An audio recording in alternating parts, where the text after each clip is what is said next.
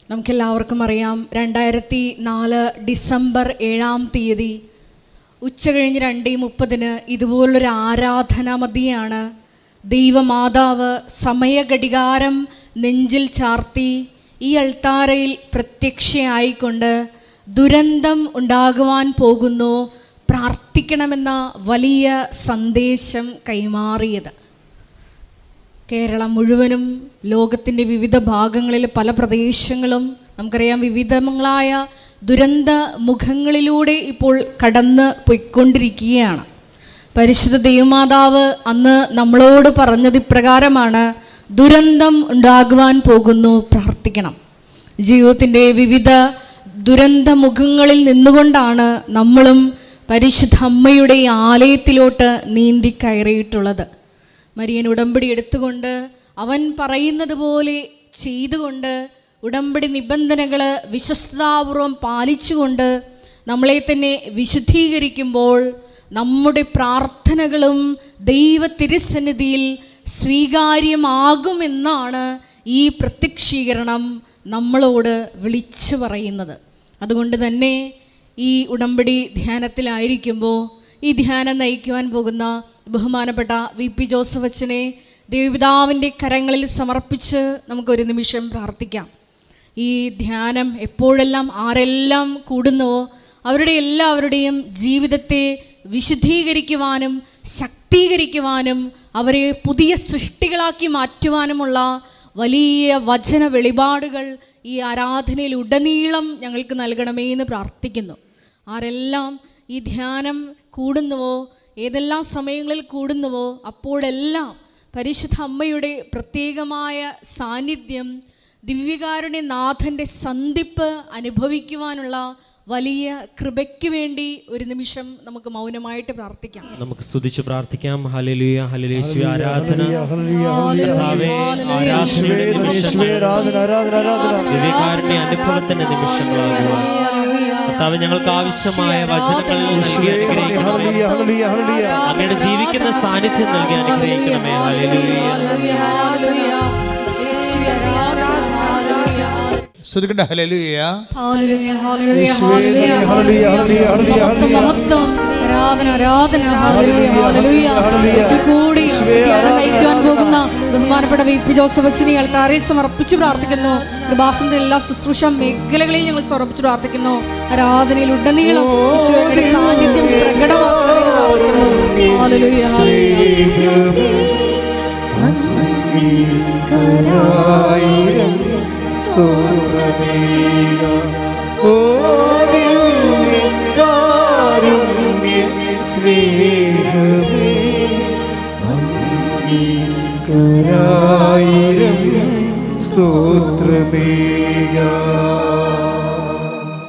പരിശുദ്ധ പരമദിവ്യകാരുണ്യത്തിന് പരിശുദ്ധ പരമദിവ്യകാരുണ്യത്തിന് എൻ്റെ പ്രിയപ്പെട്ടവരെ, ഉടമ്പടി ഇന്നത്തെ കാലഘട്ടത്തിൻ്റെ ഒരു പ്രാർത്ഥനയാണ്. ഇതിൻ്റെ ഒരു ചിരപുരാതനത്വമുണ്ട്, അതേസമയം നിത്യ നൂതനത്വമുണ്ട്.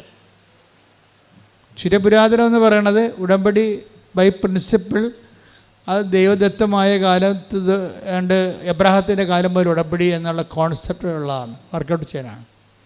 ദൈവം എന്തെങ്കിലും ഒരു വലിയ മെഗാ പ്രോജക്റ്റ് ചെയ്യണമെന്നുണ്ടെങ്കിൽ ത്രൂ ഉടമ്പടി ബേസിൽ ചെയ്യത്തുള്ളൂ. അപ്പം നിങ്ങളുടെ വിഷയം കനക്കുമ്പോൾ, നിങ്ങളുടെ ജീവിത പ്രശ്നങ്ങൾക്ക് ഭാരം വെക്കുമ്പോൾ നിങ്ങൾക്ക് എമർജൻസി ആയിട്ട് ചെയ്യാൻ പറ്റുന്നത് ഉടമ്പടിയാണ്. ഉടമ്പടി ജീവിതത്തിലേക്ക് വരിക. ഇത് മരിയൻ ഉടമ്പടിയാണ്, അതുകൊണ്ട് പോപ്പുലർ മരിയൻ ഉടമ്പടിയാണ്. കഴിഞ്ഞ ദിവസങ്ങളിൽ ഞങ്ങളുടെ ബിഷപ്പ് ഞങ്ങളെ വിളിച്ചിട്ട് ചോദിച്ചു, actually what is your mission എന്ന് ചോദിച്ചു. നിങ്ങളുടെ സ്പിരിച്വാലിറ്റി എന്താണ്, actually what is your mission എന്ന് ചോദിച്ചു.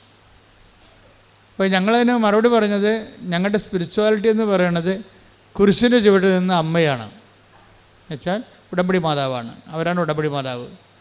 ഇതാ കർത്താവിൻ്റെ ദാസ്യം എന്ന് പറഞ്ഞുകൊണ്ട് ഏതറ്റം വരെ സ്വന്തം മകൻ്റെ കൊലച്ചോരയിൽ ചവിട്ടി നിന്നുകൊണ്ട് പോലും ദൈവത്തിൻ്റെ വചനം പാലിച്ച ആളാണ് ഉടമ്പടി മാതാവെന്ന് പറയുന്നത്.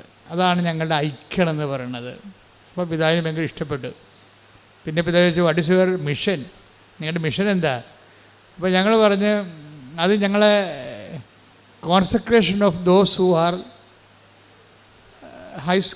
Christ honouring persons.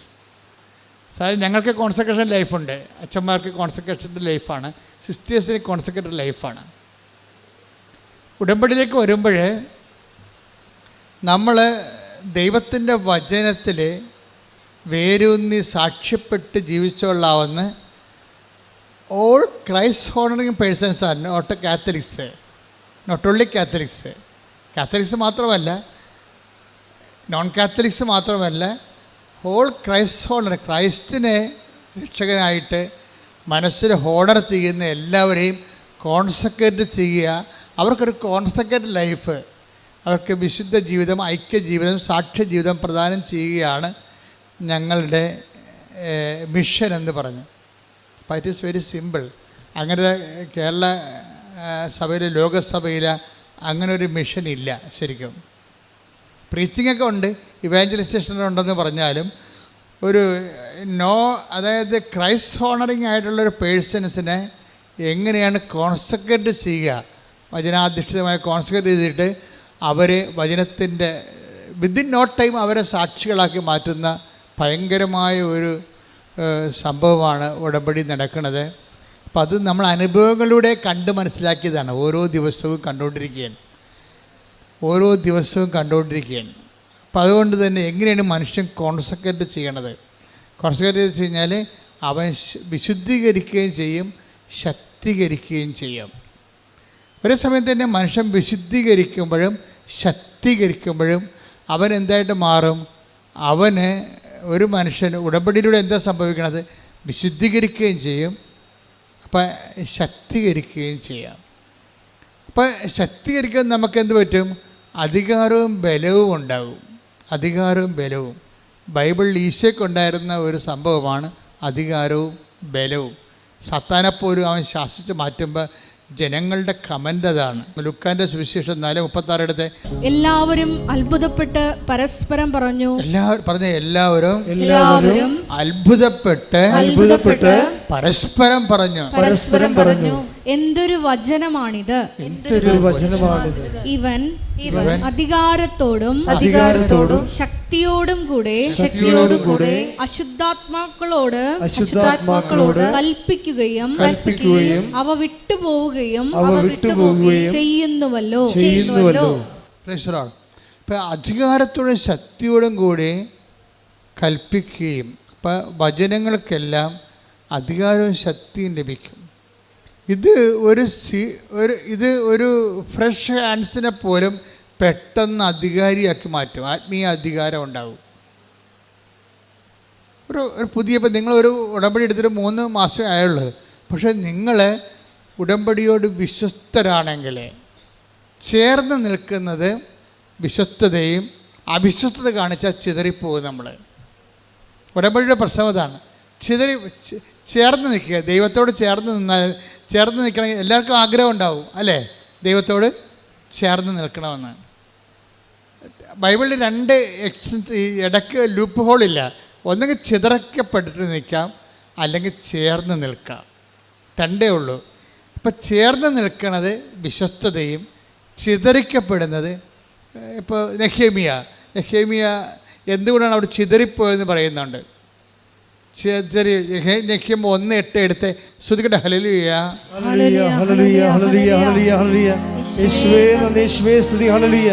നെഹെമ്യ 1:8 അങ്ങയുടെ ദാസനായ മോശയോട് അങ്ങ് കൽപ്പിച്ച ഈ വാക്കുകൾ അനുസ്മരിക്കുക. അവിശ്വസ്തത കാട്ടിയാൽ നിന്നെ ഞാൻ ജനതകൾക്കിടയിൽ ചിതറിക്കും. പ്രശ്നം അതാണ്. ചേർന്ന് നമുക്ക് 2 ദൈവവുമായിട്ടുള്ള ഇടപാടിൽ 2 സാധ്യതയുള്ളത്. ഒന്നെങ്കിൽ ചേർന്ന് നിൽക്കാം, അല്ലെങ്കിൽ ചിതറിക്കപ്പെടാം. സ്പിരിച്വൽ എംപവറിങ്ങിന് എപ്പോഴും വരണത് ഈ കവനൻ്റൽ ബേസുള്ള എംപവറിങ് ആണ് താത്വികമായിട്ട് ഷാർപ്പായിരിക്കണത്. നമ്മളിങ്ങനെ അംബിഗസായിട്ട് എന്തെങ്കിലുമൊക്കെ കാട്ടിക്കൂട്ടിയിട്ട് അത് കാര്യമാണെന്ന് പറഞ്ഞുകൊണ്ട് നമ്മളിങ്ങനെ ഒരു തിട്ടമനുസരിച്ച് ലക്ക് അനുസരിച്ച് പോണതല്ലേ? അങ്ങനെയല്ല. ഇത് ഇവിടെ കവനൻ്റെ ഷാർപ്പ് ഷൂട്ടറാണ്. 2+2 4 എന്ന് വെച്ച് കഴിഞ്ഞാൽ അതൊരിക്കലും 3.99 ഒന്നുമല്ല, അത് 4 അത് തന്നെയായിരിക്കും. കവനൻ്റെ ഫോർമുലയുടെ ഒരു പ്രത്യേക കൃത്യത അതാണ്. അപ്പം നമ്മൾ കവനിൽ എന്താ ചെയ്യണത്? എങ്ങനെ ചേർന്ന് നിൽക്കാൻ പറ്റും? ഇപ്പം ഇന്നലെ മെർലിൻ ജോയി എന്ന് പറഞ്ഞൊരു മോള്, ഈ ഉടമ്പടി യുവതയുടെ ആഘോഷമാണ്. ശരിക്കും യുവതയുടെ ആത്മീയ ആഘോഷം. അത് കൃപാസനത്തിൽ വന്ന് കാണേണ്ട കാഴ്ചയാണ്.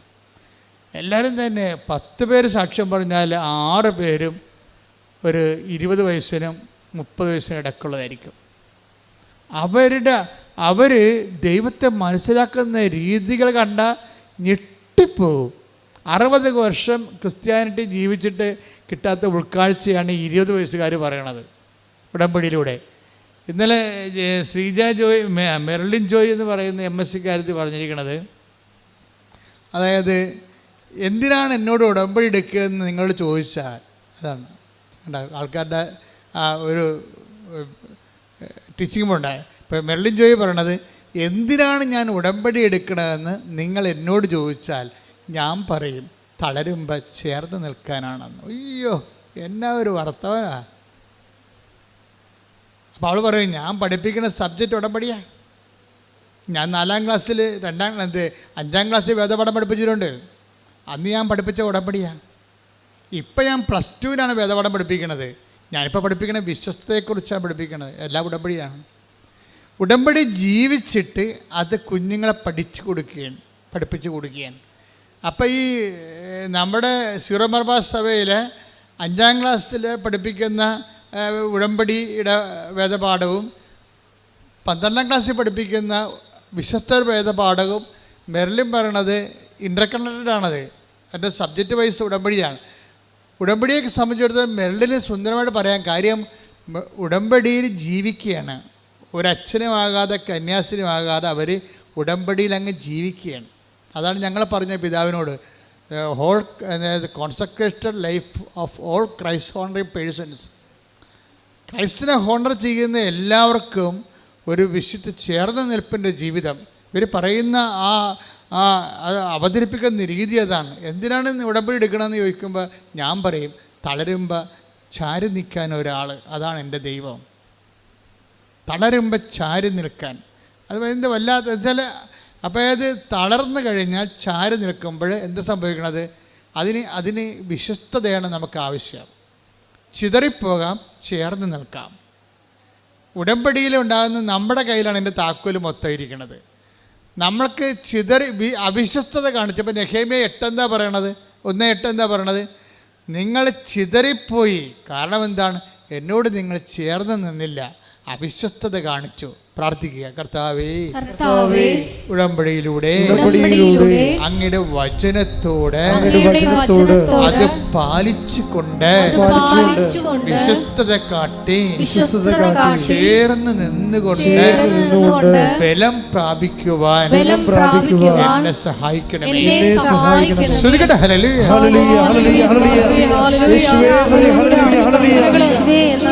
പാലിച്ചുകൊണ്ട് ചേർന്നതുകൊണ്ട് ബലം പ്രാപിക്കുവാൻ ആരാധനയോട് ഞങ്ങളെ അഭിഷേകം ചെയ്യണമേ.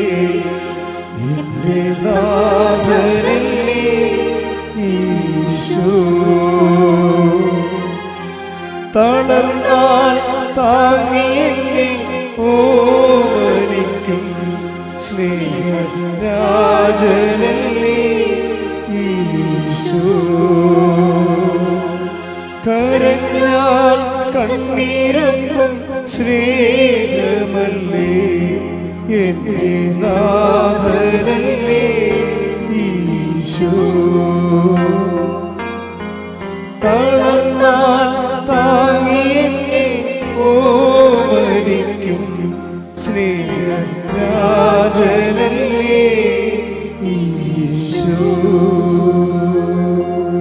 പരിശുദ്ധ പരമദിവ്യകാരുണ്യത്തിന് ആരാധനയും സ്തുതിയും പുകഴ്ചയും ഉണ്ടായിരിക്കട്ടെ. അതായത് കാലാവസ്ഥകൾ ദൈവത്തിൻ്റെ ഒരു പ്രത്യേകത എന്ന് വെച്ച് കഴിഞ്ഞാൽ നിങ്ങൾക്കും എനിക്കുമൊക്കെ ഉണ്ടാകുന്ന കുറേ ബന്ധങ്ങൾ മനുഷ്യബന്ധങ്ങളല്ലേ.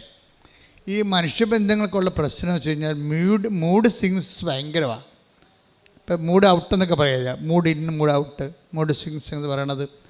മനുഷ്യബന്ധങ്ങൾക്ക് ഇങ്ങനെ മൂഡ് സ്വിങ്സ് ഉണ്ടാകും. രാവിലെ ഉണ്ടായിരുന്ന ഒരു ആംബിയൻസൻസ് അല്ല വൈകുന്നേരം ഉണ്ടാകുന്ന ആംബിയൻസ്. ഓരോ ഇഷ്യൂസ് ബേസ്ഡ് ആയിട്ട് ആംബിയൻസ് ചേഞ്ച് ചെയ്തുകൊണ്ടിരിക്കും. അതനുസരിച്ച് നമുക്കങ്ങനെയുള്ളൊരു ബന്ധത്തിൻ്റെ റിലേറ്റിവിറ്റിയാണ് നമുക്ക് ഫിഡലിറ്റിക്ക് അറിയാവുന്നത്. പക്ഷെ ദൈവവുമായിട്ടുള്ള പ്രശ്നം വെച്ച് കഴിഞ്ഞാൽ നിനക്കെന്ത് മൂഡ് സ്വിങ്സ് ഉണ്ടായാലും ദൈവത്തിന് അത് ഉണ്ടാകത്തില്ല. അതുകൊണ്ടാണ് ദൈവം പറയണത്, നിങ്ങൾ അവിശ്വസ്തരായിരുന്നാലും ഞാൻ വിശ്വസ്തൻ. Take the word of God. ശ്രുതിക്കട്ടെ ഹല്ലേലൂയ. ഹല്ലേലൂയ ഹല്ലേലൂയ ഹല്ലേലൂയ ഹല്ലേലൂയ. യേശുവേ നന്ദി. ഹല്ലേലൂയ ഹല്ലേലൂയ. യേശുവേ ആരാധന ആരാധന ആരാധന. യേശുവേ നന്ദി. ഹല്ലേലൂയ ഹല്ലേലൂയ ഹല്ലേലൂയ ഹല്ലേലൂയ. മഹത്വം മഹത്വം ആരാധന ആരാധന. 2 തിമോഥെയോസ് 2:13. നാം അവിശ്വസ്തരായിരുന്നാലും നാം അവിശ്വസ്തരായിരുന്നാലും അവൻ വിശ്വസ്തനായിരിക്കും. എന്തെന്നാൽ തന്നെ തന്നെ നിഷേധിക്കുക അവന് സാധ്യമല്ല. ഇതാണ് സദ്വാർത്ത. ഇങ്ങനെയുള്ള 3 ലക്ഷത്തോളം വാക്കുകളാണ് ബൈബിളിലുള്ളത്. ബൈബിൾ ആകത്തുക.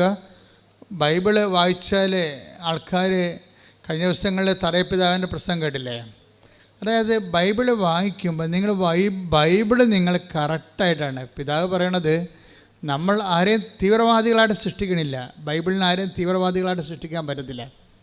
പക്ഷേ പ്രോബ്ലം വെച്ച് കഴിഞ്ഞാൽ വചനം കറക്റ്റായിട്ടാണ് നിങ്ങൾ വിശ്വസ്ത പാലിക്കുന്നതെങ്കിൽ നിങ്ങൾ തീഷ്ണമതികളാകും.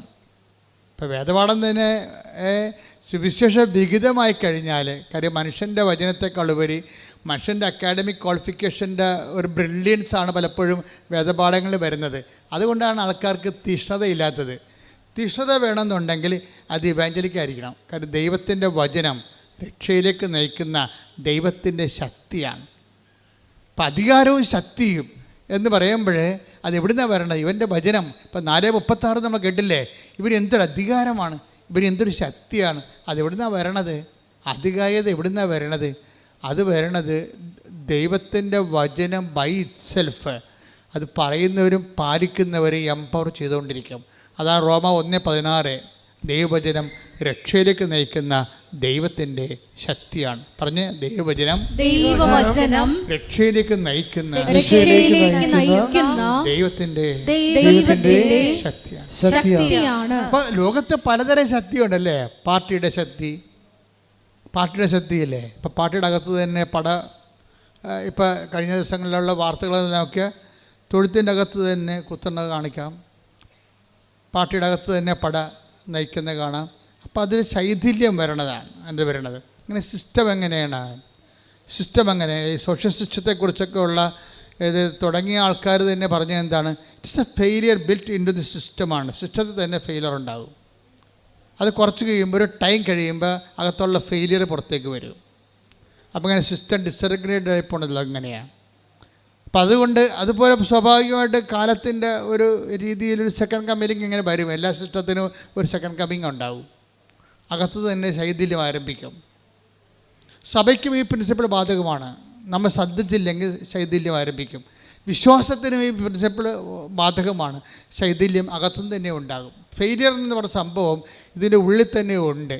ഇവനെ അടക്കി ഒതുക്കി നിർത്തിക്കൊണ്ട് ദൈവത്തോട് ചേർന്ന് നിന്ന് വിശ്വസ്ത പാലിച്ച് പോകാനുള്ള ഒരു കഴിവ് കൂടിയാണ് ആധ്യാത്മികത എന്ന് പറയുന്നത്. ശ്രുതികട്ടെ ഹല്ലേലൂയ. ഹല്ലേലൂയ ഹല്ലേലൂയ ഹല്ലേലൂയ. യേശുവേ ഹല്ലേലൂയ. മഹത്വം മഹത്വം ഹല്ലേലൂയ ഹല്ലേലൂയ. ആരാധന ആരാധന ആരാധന അങ്ങേക്ക് ആരാധന ആരാധന ആരാധന ആരാധന അങ്ങേക്ക് ആരാധന. ഈ ചേർന്ന് നിൽക്കുന്ന വിശ്വസ്തയുടെ ഭാഗമായിട്ടാണ് എന്ത് കൊണ്ടാണ് ഈ അഡ്ഹേസീവ് പവർ, ചേർന്ന് നിൽക്കുക, ഒട്ടി നിൽക്കുക, അല്ല, അഡ്ഹേഴ്സീവ് പവർ എന്താണ് ശരിക്കും പറഞ്ഞാൽ? അത് ദൈവസ്നേഹമാണ് ശരിക്കും. ഉടമ്പടി ഇല്ലാത്തവർ, ഉടമ്പടിയിൽ ഉള്ള ആൾക്കാർക്ക്, ചില ആൾക്കാർക്ക് ഇങ്ങനെ ശൈഥില്യം സംഭവിക്കുന്നതിൻ്റെ കാരണം വിഷയസ്നേഹമാണ്, അല്ലെങ്കിൽ വസ്തുസ്നേഹമാണ്. ഉടമ്പടി അതിൽ വർക്കൗട്ട് ചെയ്യത്തില്ല. നിങ്ങളുടെ IELTS, നിങ്ങളുടെ PR, നിങ്ങളുടെ കാനഡ, നിങ്ങളുടെ പെൻഷൻ, നിങ്ങളുടെ വസ്തു വിൽപ്പന, അതിനാണ് നിങ്ങൾക്ക് ഇമ്പോർട്ടൻസ് എന്നുണ്ടെങ്കിൽ ആ വസ്തു സ്നേഹമെന്ന് പറയും. അവിടെ വ്യക്തിസ്നേഹമില്ല. നിങ്ങൾ ഈ മരണം വരെ ഈ ഉടമ്പടിയുടെ കാലമെല്ലാം ആൾക്കാർ വസ്തുസ്നേഹത്തിലാണ് ജീവിക്കുന്നത്. അതുകൊണ്ടാണ് ഇത് വർക്കൗട്ട് ചെയ്യാത്തത്. അതിനകത്ത് വ്യക്തിസ്നേഹം വരണം ശരിക്കും പറഞ്ഞാൽ. അപ്പോൾ ഈ ചേർന്ന് നിൽക്കുക, ചിതറി നിൽക്കുക എന്ന് പറയുമ്പോൾ രണ്ടിന്, ഒന്ന് ചേർന്ന് നിൽക്കുന്നത് വിശ്വസ്തത, ചിതറി നിൽക്കുന്നത് അവിശ്വസ്തത എന്ന് പറയും. അപ്പോൾ ചേർന്ന് നിൽക്കുന്ന അഡ്ഹേഴ്സീവ് പവർ എന്താണ്? അത് വ്യക്തിസ്നേഹമാണ്. ആരോട്? ദൈവത്തോടുള്ള വ്യക്തിസ്നേഹം. എന്തിനാണ് നീ ഉടമ്പടി എടുക്കണമെന്ന് ചോദിച്ചു കഴിഞ്ഞാൽ ഒറ്റ ശ്വാസത്തിൽ പറയണം, ദൈവത്തെ സ്നേഹിക്കാൻ. ഞാൻ ദൈവത്തെ സ്നേഹിച്ച് ജീവിക്കുന്ന ആളാണ്, പക്ഷേ ഇപ്പോഴൊരു ഉത്തരവാദിത്വത്തോടെ. ഇപ്പം പേരൻറ്ഹുഡ് പല രീതിയിലില്ലേ? പേരൻറ്ഹുഡ്, ഒരു കുഞ്ഞ് വളർന്നു വരുന്ന മുമ്പ് തന്നെ അടുത്തത് പ്രഗ്നൻ്റ് ആകണമെങ്കിൽ നിരുത്തരവാദിത്തരമായ ജന്മമാണത്. ഒരു കുഞ്ഞ് വളർന്നാലും മുലകുടി മാറുന്ന 3 മാസമായപ്പോൾ തന്നെ അമ്മ വീണ്ടും പ്രഗ്നൻ്റ് ആണെങ്കിൽ അതിന് ഇറസ്പോൺസിബിൾ പാരൻറ്ഹുഡ് എന്ന് പറയും. എന്ന് വെച്ച് കഴിഞ്ഞാൽ ആ മുലകുടി മാറാത്ത കുഞ്ഞിനെ കെയർ ചെയ്യാതെയാണ് വീണ്ടും മാതാപിതാക്കന്മാർ വീണ്ടും അടുത്ത കുഞ്ഞിന് ജന്മം കൊടുക്കണമെങ്കിൽ എങ്കിൽ പുറത്തുള്ള ആൾക്കാർ അതിനെ പറയണത് ഇറസ്പോൺസിബിൾ പാരൻറ്ഹുഡ് എന്ന് പറയും.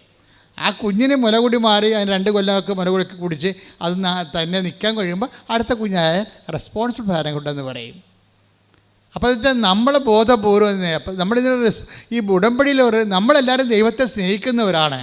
പക്ഷേ റെസ്പോൺസിബിൾ ലൈഫാണോ അറിയത്തില്ല നമ്മളിങ്ങനെ. അപ്പോൾ റെസ്പോൺസിബിൾ ലൈഫ് എന്ന് പറയുന്ന ഒരു സംഭവം, ഉടമ്പടി നിങ്ങളെ ഉത്തരവാദിത്തമുള്ള ദൈവസ്നേഹത്തിലേക്ക് കൊണ്ടുവരും. എല്ലാവരും ദൈവം സ്നേഹിക്കുന്നവരാണ്, ദൈവത്തെ സ്നേഹിക്കുന്നവരാണ്. ഉടമ്പടി നിങ്ങളെ ഉത്തരവാദിത്തമുള്ള ദൈവസ്നേഹത്തിലേക്ക് കൊണ്ടുവരും. ഒന്ന് പ്രാർത്ഥിച്ച്, കർത്താവായ ദൈവമേ, ഉടമ്പടിയിലൂടെ ഉത്തരവാദിത്തമുള്ള ദൈവസ്നേഹത്തിലേക്ക് ഞങ്ങളെ ചേർത്ത് നിർത്തിയതിന് നന്ദി പറയുന്നു.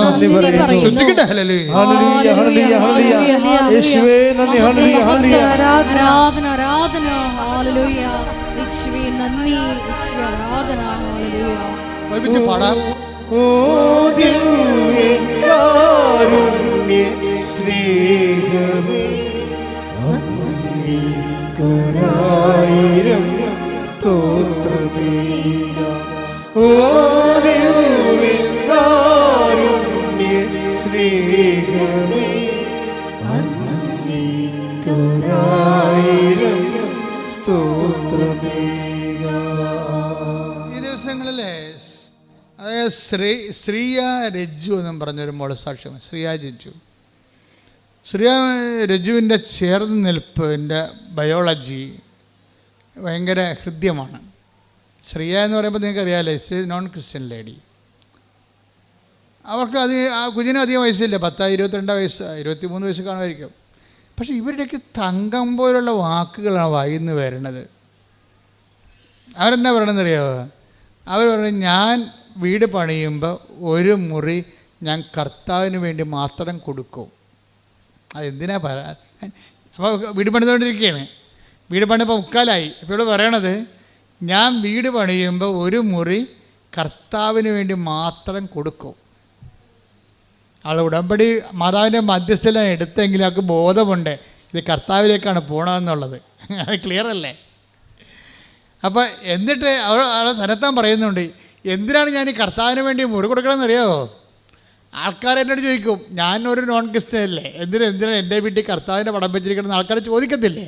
അങ്ങനെ ആൾക്കാരെ കൊണ്ട് ചോദിപ്പിക്കാനാണെന്ന്. എന്തിനാണ്?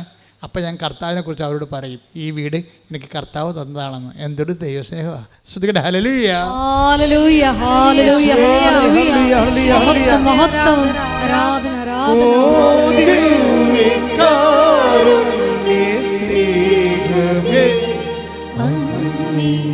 അങ്ങേക്കൊരായിരം സ്തോത്രമേകാം. ഓ ദിവ്യകാരുണ്യ സ്നേഹമേ, അങ്ങേക്കൊരായിരം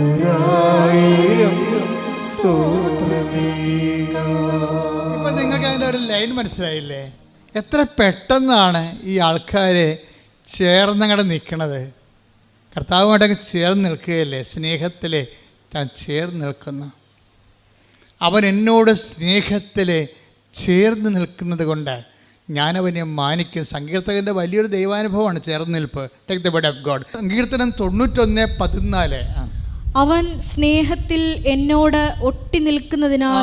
ദാറ്റ് ഈസ് എന്ന് പറഞ്ഞ് അവൻ അവൻ അവൻ അവൻ സ്നേഹത്തിൽ എന്നോട് ഒട്ടി നിൽക്കുന്നത് കൊണ്ട് ഞാൻ അവനെ രക്ഷിക്കും. അവൻ എൻ്റെ നാമം അറിയുന്നത് കൊണ്ട് അവൻ എൻ്റെ നാമം അറിയുന്നത് കൊണ്ട് ഞാൻ അവനെ സംരക്ഷിക്കും. സംഭവം ഈ രക്ഷയും സംരക്ഷണവും വരണത് ചേർന്ന് നിൽപ്പിന്നാണ് വരണത്. നിങ്ങൾ ഇടമ്പടി എടുത്തിട്ട് അതിൻ്റെ സാങ്കേതികമായിട്ട് കുറച്ച് കാര്യങ്ങൾ കാട്ടിക്കൂട്ടി അത് അനുഷ്ഠാനമാക്കി മാറ്റിക്കഴിഞ്ഞാൽ വരണ്ട അനുഷ്ഠാനങ്ങളും വരണ്ട ആചാരങ്ങളും അനാചാരങ്ങളായി മാറും. ആചാരമില്ലേ? ഉടമ്പടി കുറേ ആചാരങ്ങളില്ലേ? ഉപ്പിടുമ്പോഴൊരു ആചാരമുണ്ട്, ഉടമ്പടി തൈലം തേക്കുമ്പോഴൊരു ആചാരമുണ്ട് ഇല്ലേ? ഉടമ്പടി തൈലം എടുത്ത അപ്പം തന്നെ ആചാരം ചെയ്യും. ഈ ആചാരം അർത്ഥമറിയാതെ ചെയ്താൽ എന്ത് പറ്റും? ആചാരത്തിന് എന്ത് പറ്റും? അതിനാണ് അനാചാരം എന്ന് പറയണത്.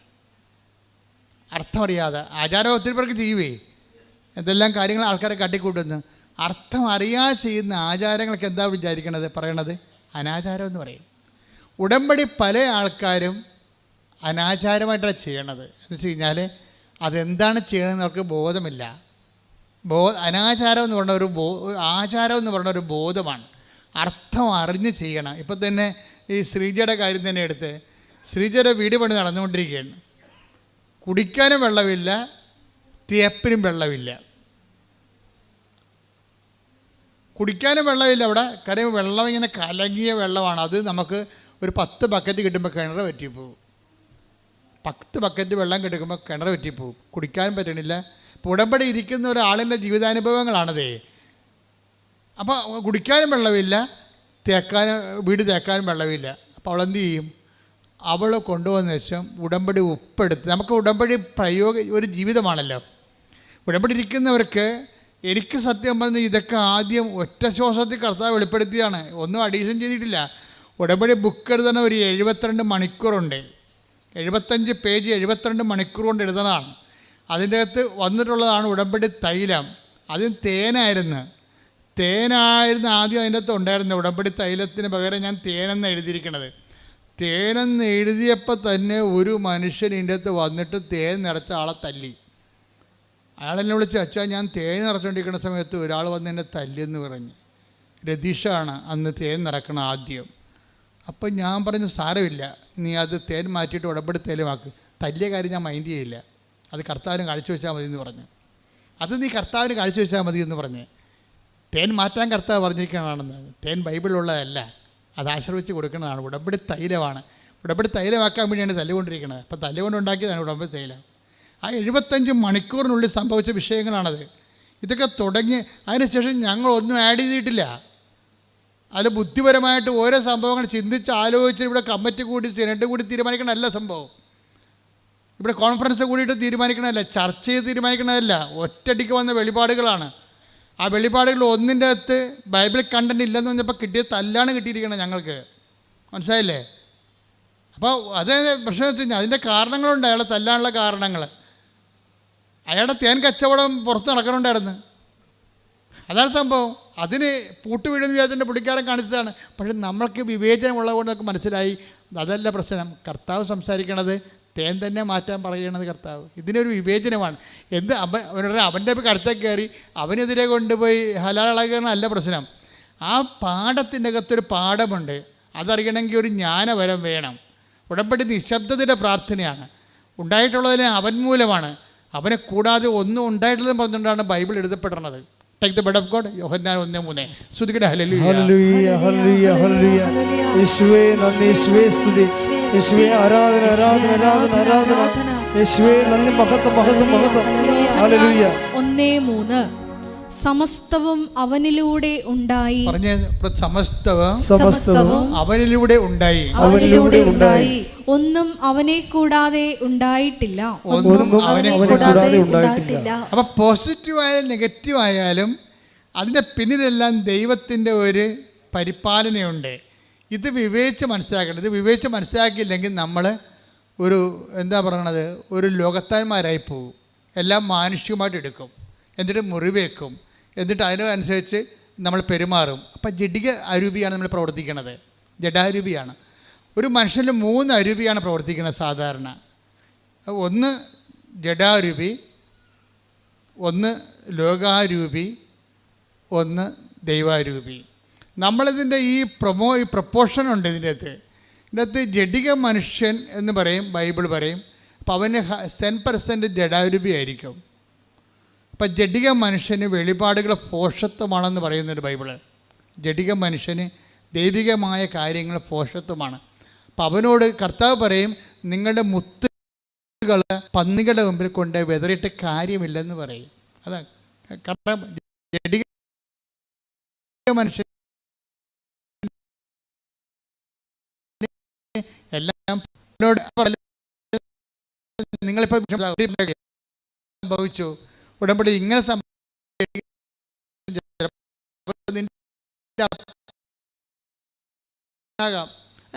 അതൊക്കെ പെട്ടെന്ന് നമുക്ക് മനസ്സിലാകും പെട്ടെന്ന്.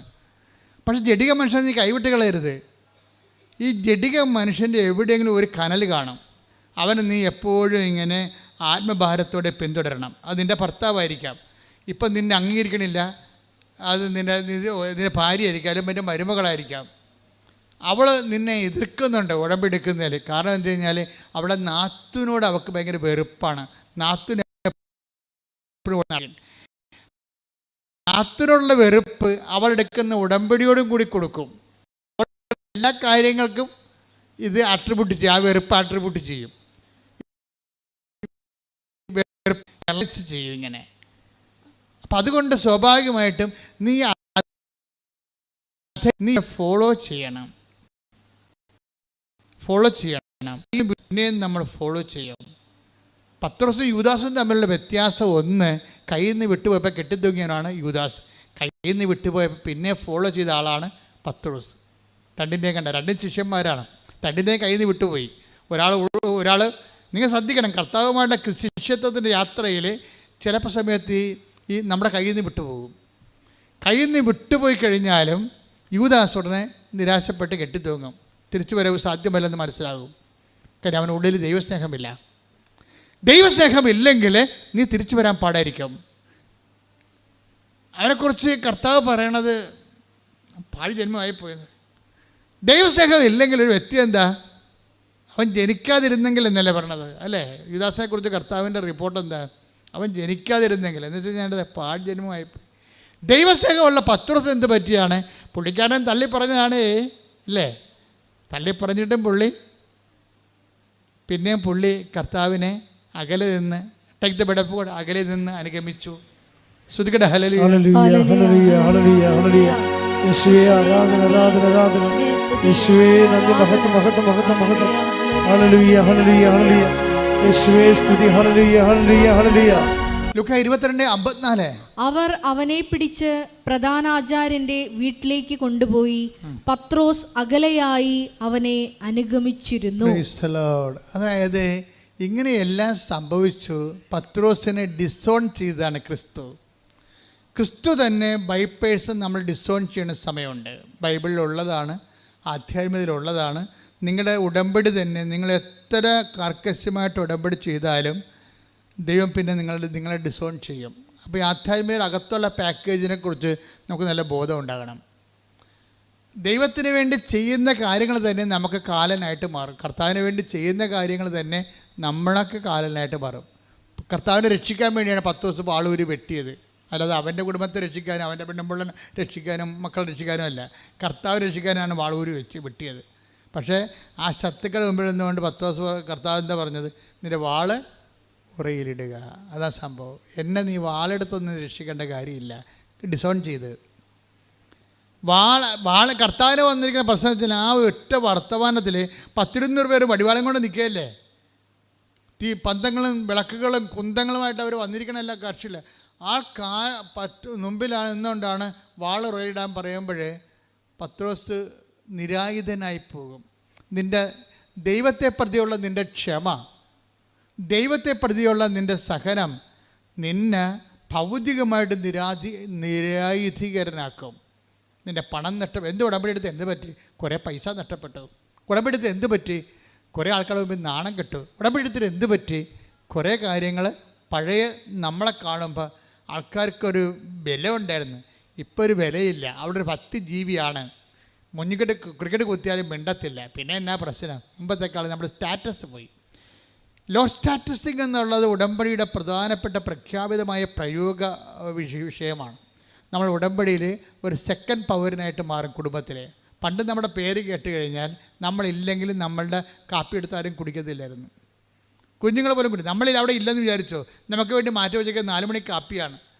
നമ്മുടെ ആരും എടുത്ത് കുടിക്കത്തില്ല. എന്താ കാര്യം? നമ്മുടെ സ്വഭാവം അറിയാം. അടി മോന്തക്കെട്ട് പാർസൽ കിട്ടുമെന്നറിയാം. കിട്ടുമെന്നറിയാം. അതുകൊണ്ട് നമ്മൾ ആ രാജ്യത്തില്ലെങ്കിൽ പോലും നമ്മുടെ കാപ്പി അവിടെ തന്നെ ഇരിക്കും. ഇപ്പോൾ നമ്മൾ ഉടമ്പടി എടുത്തപ്പോൾ അറിയാം, അമ്മ ആൻറ്റി ക്ഷമിച്ചോളൂ എന്ന് പറഞ്ഞാൽ അവനെടുത്ത് കുടിക്കും. അത് നാട്ടുണ്ട്. നമ്മളവിടെ വാക്കിന് നമ്മുടെ സാന്നിധ്യത്തെ പോലും നമുക്ക് വിലയില്ലാതായി മാറുന്നു. ആരെപ്രതിയാണ് നീ ഇങ്ങനെ വിലയില്ലാണ്ടായത്? നമ്മളെല്ലാവരെയും പ്രതി വിലയില്ലാണ്ടായവൻ്റെ നാമത്തിലാണ്. ശ്രുതിക്കട്ടെ ഹല്ലേലൂയ. ഹല്ലേലൂയ, ഹല്ലേലൂയ, ഹല്ലേലൂയ. ക്രിസ്തുവിനെ പ്രതി എല്ലാം ഉപേക്ഷിക്കുവാൻ, നിന്നെ മാത്രം അനുഗമിക്കുവാൻ ആരാധനയോടെ ഞങ്ങളെ അഭിഷേകിക്കുന്നു.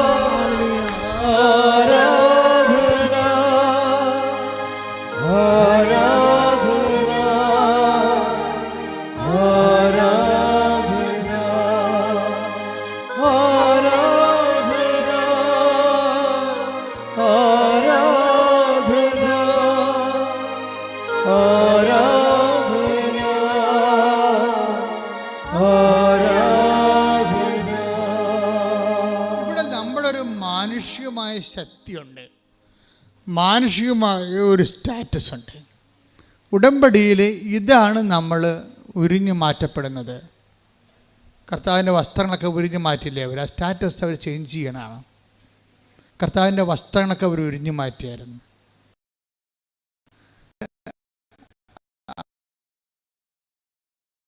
അർത്ഥം ഇവൻ്റെ സ്റ്റാറ്റസ് ലോ ചെയ്യും.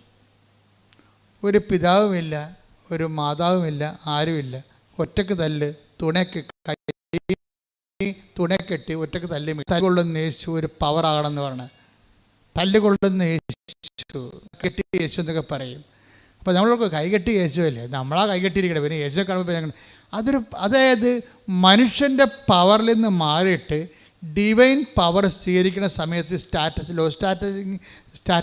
ലോ ചെയ്യുന്നുണ്ട്. ഉടമ്പടിയിൽ സ്റ്റാറ്റസ് ലോ ചെയ്യുന്ന ഒത്തിരിയേറെ ഘടകങ്ങളുണ്ട്. ഉടമ്പടിയുടെ പ്രയോഗത്തിൽ നിനക്ക് സ്റ്റാറ്റസ് ലോ ചെയ്യേണ്ടി വരും. നിൻ്റെ ഉടുപ്പുകൾ ഉരിഞ്ഞു മാറ്റപ്പെടുന്നു. എന്നിട്ട് മറ്റുള്ളവരുടെ മുമ്പിൽ നീ ചെറുതാകുന്നു, കൊച്ചാകുന്നു. നിനക്ക് പണ്ടുണ്ടായിരുന്ന വിലയില്ലാണ്ടാകുന്നു. ഈ വിലയില്ലാണ്ടാകണത് ഒരു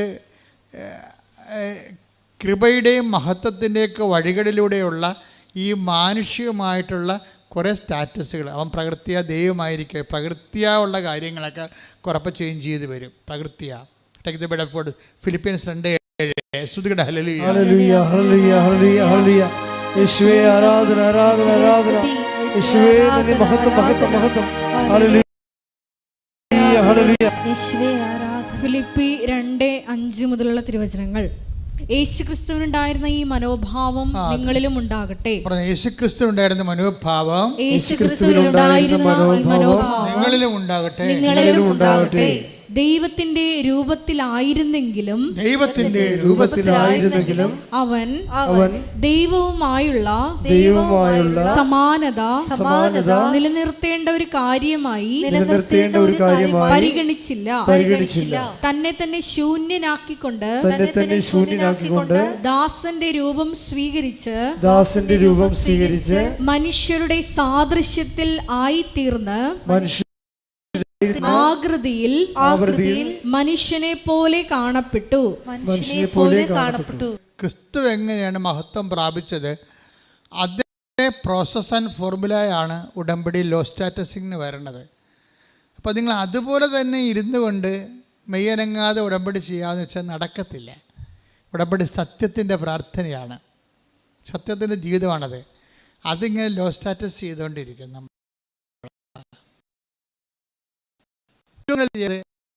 കേരളീയം പറഞ്ഞ എന്താ അറിയാമോ, എനിക്ക് ആൾക്കാരെ കാണില്ല, എനിക്ക് ക്രിസ്തുവിനെ കുറിച്ച്, ഞാൻ വേദപാഠ അധ്യാപകയാണ്, വേദപാഠ അധ്യാപകയാണ്, പക്ഷേ എനിക്ക് പൊതുജനങ്ങളെ കൺവിൻസ് ക്രിസ്തുവിനെക്കുറിച്ച് പറഞ്ഞ് എനിക്ക് പറയണമെന്ന് ഭയങ്കര ആഗ്രഹമാണ് ക്രിസ്തുവിനെക്കുറിച്ച്. പക്ഷെ എനിക്ക് അവരെ കൺവിൻസ് ചെയ്യാൻ പറ്റണില്ല. എന്താണ്, അവരെ ബോധ്യത്തിലെടുക്കാൻ പറ്റണില്ല. സോ ഞാൻ എന്ത് ചെയ്യും, വില്ലെന്ന് വെച്ച് കഴിഞ്ഞാൽ, വില്ലെന്ന് വെച്ച് കഴിഞ്ഞാൽ ഒരു ആധ്യാത്മിക വില്ലനാണ്. ഒന്നിലും കോസാത്ത, ഒന്നിലും പതറാത്ത ഒരു മനുഷ്യൻ. 40 കൊല്ലം ഓട്ടോറിക്ഷ തൊഴിലാളിയാണ് പപ്പ, അവളുടെ മകനാണ്. പപ്പ ഇന്നലെ വന്നിട്ടുണ്ടായിരുന്നു. പപ്പ പറഞ്ഞ കാട്ട് കഴിഞ്ഞാൽ അതിനേക്കാൾ ഞെട്ട് നമ്മൾ. പപ്പയ്ക്ക് ഇങ്ങനെ ഒരു മകൾ ജനിക്കാൻ സാധ്യതയുള്ളൂ. പപ്പ 40 വർഷം ഓട്ടോറിക്ഷ തൊഴിലാളിയാണ്. ഇപ്പോഴും ഓട്ടോറിക്ഷ ഓടിച്ചിട്ടുണ്ടെങ്കിൽ കുഞ്ഞുങ്ങളെ പഠിപ്പിക്കണം. അവിടെ വീട്ടിൽ പപ്പ പറയണത്, ഞാൻ ഓട്ടോ ഓടിക്ക് രാവിലെ വരുമ്പോൾ ഞാൻ വഴിവെക്കൽ എപ്പോഴും ഒരു കാണും, അമ്മ ഇരിക്കണ കാണും. അപ്പം ഞാൻ ഉച്ചക്ക് ചോറ് കെട്ടുമ്പോൾ ഞാൻ ഒരു ചോറ് കൂടി കെട്ടിയെടുക്കും. എന്തിനാണ്, ആ 12 മണിയാകുമ്പോൾ 12:30 ആകുമ്പോൾ ഞാൻ അമ്മച്ചിട്ട്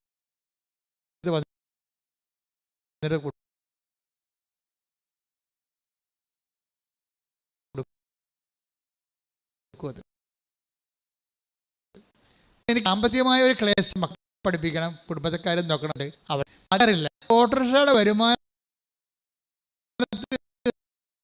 കൊണ്ട് ഒരു കൊല്ലത്തോലുമാണ് വേദപാഠ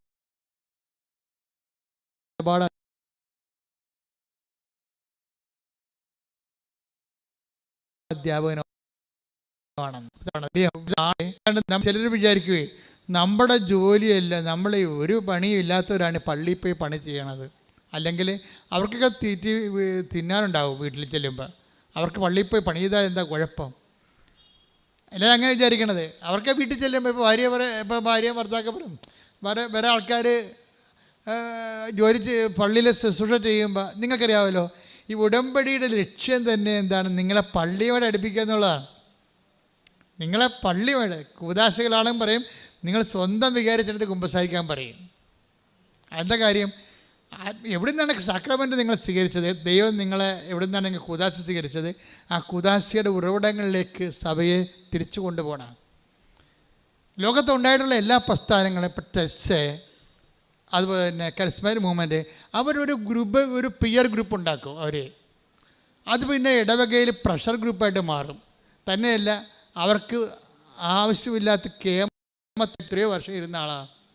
അപ്പോൾ ഈ ഇങ്ങനെയുള്ള പ്രസ്ഥാനങ്ങൾ വരുമ്പോൾ അവരുടെ ഒരു ഗ്രൂപ്പാണ് ഇടവക വർക്ക് ചെയ്യണത്. ആ ഗ്രൂപ്പാകുമ്പോൾ അവർ തന്നെത്താൻ ചിന്തിക്കണത്, ഇപ്പോൾ കാറ്റഗോമിയൻസ് ഉൾപ്പെടെയുള്ളവരും അവൻ്റെ ഉള്ളിലുള്ള അഹംബോധം എന്താണ്, അവർ നോട്ട് ഓർഡിനറി ക്രിസ്ത്യൻസ്, ഞങ്ങൾ അവരെ മറ്റുള്ളവരെക്കാൾ എന്തോ പുതിയ ആൾക്കാരാണ്, വലിയ ആൾക്കാരാണെന്നുള്ള ബോധം ഉണ്ടാകും. ഞാൻ ഈ ഗ്രൂപ്പുകളൊക്കെ ഒന്നും വിമർശിക്കുകയല്ല, ഇന്നത്തെ ഉള്ള ആൾക്കാർ സ്വയം വിമർശിക്കാൻ വേണ്ടി ഞാൻ പറയണതാണ്. അതായത് എപ്പോഴും നമ്മൾ ചെയ്യേണ്ട കാര്യം വെച്ച് കഴിഞ്ഞാൽ, സഭയുടെ അകത്ത് നിന്നുകൊണ്ട് മറ്റൊരു സഭ ഉണ്ടാക്കരുത്. സഭയുടെ കൂടെ നിന്നുകൊണ്ട് സഭയെ ബലപ്പെടുത്തി കഴിഞ്ഞാൽ, ഉടമ്പടിയുടെ ഗുണം അതാണ്. കാര്യം സഭയെ ബലപ്പെടുത്തും. അതിപ്പോൾ ഒരു നോൺ ക്രിസ്ത്യൻ ആണെങ്കിൽ പോലും കർത്താവിൻ്റെ ആലയത്തിലേക്ക് ഒന്ന് എത്തി നോക്കാൻ അവന് തോന്നും. 10 മിനിറ്റ് അവിടെ കർത്താവിൻ്റെ കൂടെ ഇരിക്കാൻ തോന്നും. അപ്പോൾ സഭയിലേക്ക് ഐക്യപ്പെടുത്തുകയാണ്. ആരെയും മതം മാറ്റുന്നില്ല.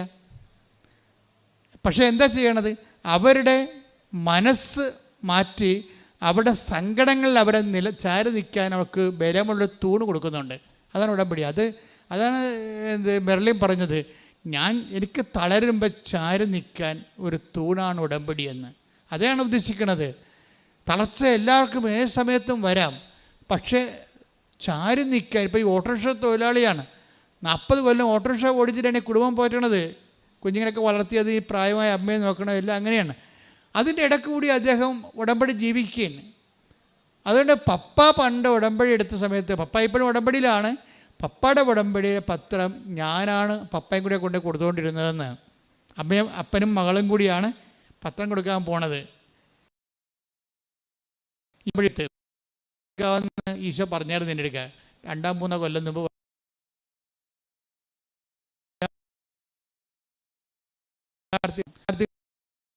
കാലമാണ്. അവർ കർത്താവിലേക്ക് വന്നാൽ മറ്റ് 10 മനുഷ്യർ വന്നേക്ക പവറായിരിക്കും. എന്താ കാര്യം? അവർക്ക് വിദ്യാഭ്യാസമുണ്ട്, കാഴ്ചപ്പാടുണ്ട്, ലോകത്തിൻ്റെ വെല്ലുവിളികൾക്ക് പ്രതിരോധിക്കാനുള്ള വിശ്വാസത്തിൻ്റെ ബലം അവർക്ക് ലഭിക്കുന്നുണ്ട്. അങ്ങനെ എത്രയോ വലിയ സാക്ഷികളാണ് ഇപ്പോൾ ഉണ്ടായിരിക്കുന്നത്. അപ്പം അതിൻ്റെ എപ്പോഴും നമ്മൾ ശ്രദ്ധിക്കേണ്ടത്, നമ്മൾ ഇപ്പം ഈ പത്രം കൊടുക്കുമ്പോൾ സ്റ്റാറ്റസ് ലോയിങ് ഉണ്ട്. അത് നിങ്ങൾ ഒരിക്കലും തുമ്പിയെ കൊണ്ട് കല്ലെടുപ്പിക്കണ പോലെ ചെയ്യരുത്, കൊടുപ്പിക്കരുത്, ചോരരുത്. ഇതിന് അഭിമാനത്തോടെ, കർത്താവിൻ്റെ നാമത്തിൽ അഭിമാനത്തോടെ നിങ്ങളിത് കൊണ്ടേ കൊടുക്കണം. എനിക്ക് എന്താണ്, ഞാനിപ്പോൾ ആൾക്കാരൊന്നും കാണത്തില്ല. കാണണമെങ്കിൽ എന്ത് ചെയ്യും? എനിക്കറിയാം ഈ ഉടമ്പടി. ഇപ്പം ഞാൻ ആൾക്കാരെ എന്തിനാണ് കാണുന്നത്? കാര്യം ഉടമ്പടി എന്ന് പറയുന്ന ദൈവികമായ സംവിധാനം വൃത്തിയും മെനയുമായിട്ട് ചെയ്യാൻ വേണ്ടി ഞാൻ അവരെ പരിശീലിപ്പിച്ചാൽ മതി. അത് വൃത്തിയും മെനയുമായിട്ട് അവരെ പരിശീലിപ്പിച്ച് കഴിഞ്ഞാൽ ഒരച്ഛനും കപ്പനും ആൾക്കാർ കാണേണ്ട കാര്യമില്ല. ആൾക്കാർ തന്നെ ദൈവത്തെ നേരിട്ട് കണ്ടോളൂ. അതിൻ്റെ സാക്ഷ്യങ്ങളല്ലേ നമ്മൾ കേൾക്കണത്. ഞാൻ കണ്ട ആൾക്കാരാണ് ഈ സാക്ഷ്യം പറയണതെല്ലാം. കാണാത്ത ആൾക്കാരാണ് 90% സാക്ഷ്യം പറയണത്. എന്താണ്? ആ ഉടമ്പടി അവർ വിശ്വസ്തയായിരുന്നു. പിന്നെ ഞാൻ കാണുന്നത് വെച്ചാൽ ഹൈലി ഇൻഫ്ലേമബിൾ ആയിട്ടുള്ള സിറ്റുവേഷൻസ് ഉണ്ട്. നാളെ അടുത്ത ആഴ്ച ജപ്തിയാണ്, അവരെ ഞാൻ കാണും. അടുത്ത ആഴ്ച ക്യാൻസർ ഓപ്പറേഷനാണ്, ഇവരെ ഞാൻ കാണും. പ്രഗ്നൻ്റായിട്ട് ഡോക്ടർ പറഞ്ഞ് കുഞ്ഞിന് കുഴപ്പമുണ്ട്, ഒന്നെങ്കിൽ തള്ളയെ കിട്ടും അല്ലെങ്കിൽ കുഞ്ഞിനെ കിട്ടുമെന്ന് പറയുമ്പോൾ അവരെ ഞാൻ കാണും. എന്താ കാര്യം? അങ്ങനെ പറയണത് അന്തിമ തീരുമാനം ആരാ പറയേണ്ടത്? ഡോക്ടറല്ല, ഈശോയല്ലേ പറയേണ്ടത്. തള്ളയും കുഞ്ഞും കിട്ടാൻ വേണ്ടിയല്ല കുഞ്ഞിനെ പ്രഗ്നൻ്റ് അല്ല. അവളെ കൊന്നിട്ട് കൊച്ചിനെ എടുക്കാൻ വേണ്ടിയാണ്, അല്ലെങ്കിൽ കൊച്ചിനെ കൊന്നിട്ട് അവളെ എടുക്കാനാണ് അവളെ പ്രഗ്നൻ്റ് ആക്കിയ ദൈവം അല്ല. അപ്പോൾ ദൈവത്തിൻ്റെ ആ കുഞ്ഞിനെ കൊടുത്തപ്പോൾ തള്ളയുടെ സെക്യൂരിറ്റി ഉണ്ട്, അല്ലെങ്കിൽ കുഞ്ഞിൻ്റെ സെക്യൂരിറ്റി ഉണ്ട്. രണ്ടിൻ്റെ സെക്യൂരിറ്റിയിലാണ് ദൈവം അനുഗ്രഹം കൊടുത്തിരിക്കുന്നത്. അത് കൊടുക്കാനുള്ള സ്ഥലമാണ് ആൾക്കാർ. അങ്ങനെയുള്ളവരെ കാണും. അവരെ കാണാൻ പറ്റും. അധികം പണിയൊന്നുമില്ല നമുക്ക്. അവരുടെ പ്രഗ്നൻസി റിപ്പോർട്ട് കൊണ്ടുവന്ന് മാതാവിൻ്റെ അടുത്ത് കൊടുത്തു. ഇതാ റിപ്പോർട്ട്, ഡോക്ടർ ഇങ്ങനെ പറഞ്ഞിരിക്കുന്നത്, നിൻ്റെ ഉത്തരവാദിത്തമാണ് 2 ഇവിടെ കൊണ്ടുവരിക എന്നുള്ളത്. അപ്പോൾ ഞാൻ അവളോട് പറയും, നീ പ്രസവിച്ച കുഞ്ഞിനെയും കൊണ്ട് അമ്മയുടെ മുമ്പിൽ വന്നിരിക്കും. അത് അധികാരമാണത്. എന്താ കാര്യം? അത് കർത്താവിൽ ഞാൻ ആശിക്കണതാണ്. കർത്താവിൽ ആശിക്കാൻ വേണ്ടി തന്നെയാണ് പട്ടം വാങ്ങിച്ചിരിക്കുന്നത്. കർത്താവിൽ ഇങ്ങനെ തളർന്നവനെ താങ്ങി നിർത്താനും മുറിവേറ്റനെ വെച്ച് കെട്ടാൻ വേണ്ടിയാണ് പട്ടം മേടിച്ചിരിക്കുന്നത്. എനിക്ക് പട്ടം കിട്ടി കാലം മുതൽ പട്ടത്തെക്കുറിച്ച് നല്ല ബോധമുണ്ട്. അതുകൊണ്ട് ഞാൻ ഇപ്പോഴും പട്ടം പറഞ്ഞാൽ പ്രാർത്ഥിക്കുന്നത്. കർത്താവേ, 38 വർഷത്തെ കൃപാന ജീവിതത്തിൻ്റെ ആസ്തിയിലാണ് പ്രാർത്ഥിക്കുന്നത്. ഞാൻ അച്ഛനാകുന്നതിന് മുമ്പ് തന്നെ പഠിക്കണ കാലത്ത് തന്നെ 2.5 മണിക്കൂർ വെച്ച് രാത്രി കർത്താവിൻ്റെ മുമ്പ് നിന്നാണ് പ്രാർത്ഥിച്ച് പട്ടം മേടിച്ചിരിക്കുന്നത്. പട്ടം കിട്ടിയതിന് ഞാൻ ദൈവത്തോട് നന്ദി പറയുന്നതാണ്. അതുകൊണ്ട് തന്നെ ഒരു വിഷയം ഉണ്ടായ ദൈവ തിരുമനസ് മോളെ, ഈ വിഷയം ഇത് ദൈവം ഇടപെടും, നീ ധൈര്യമായിട്ടിരിക്കാൻ പറയും. എന്താ കാര്യം? ധൈര്യമായിട്ടിരിക്കാൻ പറഞ്ഞാൽ മതി. കാര്യം എന്താ? ബാക്കിയുള്ള ചെയ്യേണ്ടത് ആരാണ്? ഞാനാണ് അവിടെ കൂടെ പോയി ചെയ്യേണ്ടത്? അല്ല. ആരുടെ പേരിലാണത് പറഞ്ഞിരിക്കുന്നത്? അവൻ ചെയ്തോളും അത്. പിന്നെ കൃപാസനത്തിൽ നിങ്ങൾക്ക് വരുമ്പോൾ ഉണ്ടാകുന്ന പ്രശ്നം എന്ന് പറയുന്നത്, അമ്മ ഈ ഒരു ജീവിതത്തിൻ്റെ ഭാഗമായിട്ടാണ് അമ്മയുടെ പ്രത്യക്ഷീകരണം സംഭവിക്കുന്നത്. ദൈവത്തിൻ്റെ പ്രത്യക്ഷീകരണത്തിന് വലിയ ആനക്കാര്യമൊന്നും അല്ലത്. മര്യാദയ്ക്ക് ആ ഫോർമുല ഒന്ന് ഫോളോ ചെയ്താൽ മതി, ദൈവം പ്രത്യക്ഷപ്പെടും. ദൈവം ഇപ്പം ഞാനിപ്പോൾ പറയും, ഇപ്പോൾ ഈ മെർലിൻ്റെ കാര്യം പറയാമല്ലോ. മെർലിൻ്റെ പ്രശ്നം എന്താ? മെർലിൻ്റെ ദൈവസ്നേഹം എങ്ങനെ വർക്ക് ചെയ്യണേ? മെർലിൻ പറഞ്ഞു, എനിക്ക് ഭയങ്കര സങ്കടമാണ്. ഞാൻ പറഞ്ഞു, എന്താ? ഞാൻ ശ്രദ്ധിച്ചോളാം, എന്താ സങ്കടം? ഞാൻ എപ്പോഴും ഈശോട് പറയും, എനിക്ക് ഈ ഗർഭചിത്രം പ്രാപിച്ച കുഞ്ഞുങ്ങളെ ഓർത്തിട്ട് എനിക്ക് എപ്പോഴും സങ്കടം വരുമെന്ന് പറയും. ഗർഭചിത്രത്തിൽ അവർ ജനിച്ചിരുന്നെങ്കിലേ അവരുടെ മാതാപിതാക്കന്മാർ ക്രൈസ്തവരായത് കാരണം അവർക്ക് ന്യായസ്ഥാനം കിട്ടുമായിരുന്നല്ല. അപ്പോൾ അവർ വിശുദ്ധിയിൽ ജീവിച്ചനല്ല, ആ കുഞ്ഞ് മരിച്ചു പോയില്ലേ. അപ്പോൾ അതിൻ്റെ പാപം മാതാപിതാക്കന്മാർക്ക് വന്നില്ലേ. അപ്പോൾ ഗർഭചിത്രം വന്നു പോയിട്ടുള്ള ഗർഭചിത്രം നടത്തിയ മാതാപിതാക്കന്മാരെ കുറിച്ച് എനിക്ക് സങ്കടമാണ്. ആ മരിച്ചുപോയ കുഞ്ഞിനെ ഓർത്ത് എനിക്ക് സങ്കടമാണ്. ഈ MSc കാര്യത്തിൽ പറയണേ. ഞാനത് കേട്ടപ്പോൾ കർത്താവ് പറഞ്ഞു, നോക്ക് കേക്ക്. ഞാൻ ഉടനെ അച്ചടിക്കുന്ന പേര് നോക്കി, പേരെന്താണെന്ന് നോക്കി, മെർലിൻ. കൊള്ളാം. അപ്പോൾ കല്യാണം കഴിക്കണമെമ്പം പ്രസവിക്കണമെമ്പം പഠിക്കണ കാലത്ത് എന്തൊരു ബോധ്യമാണ് ഉടമ്പടി കൊടുത്തിരിക്കുന്നത്. അവൾക്കുള്ള ആത്മഭാരം എന്താണ്? ഗർഭചിത്രം നടത്തിയിട്ടുള്ള മാതാപിതാക്കന്മാരുടെ പാപങ്ങൾ ഓർത്ത് എനിക്ക് സങ്കടമാണെന്ന്. ആ കുഞ്ഞുങ്ങൾ മരിച്ചു പോയല്ലോ ഓർത്തിട്ട്, അവർക്ക് വിശ്വാസം സ്വീകരിക്കാൻ കഴിഞ്ഞില്ലല്ലോ എന്നോർത്തിട്ട് എനിക്ക് സങ്കടമാണെന്ന്. ഇതാണ് ആത്മഭാരം എന്ന് പറയണത്. ഇതാണ് ചേർന്ന് നിൽപ്പെന്ന് പറയണത്. അപ്പം അങ്ങനെയുള്ള ആത്മഭാരം പ്രാപിച്ച ആൾക്കാരെ ദൈവം അവർക്ക് അധികാരമുണ്ടാകും.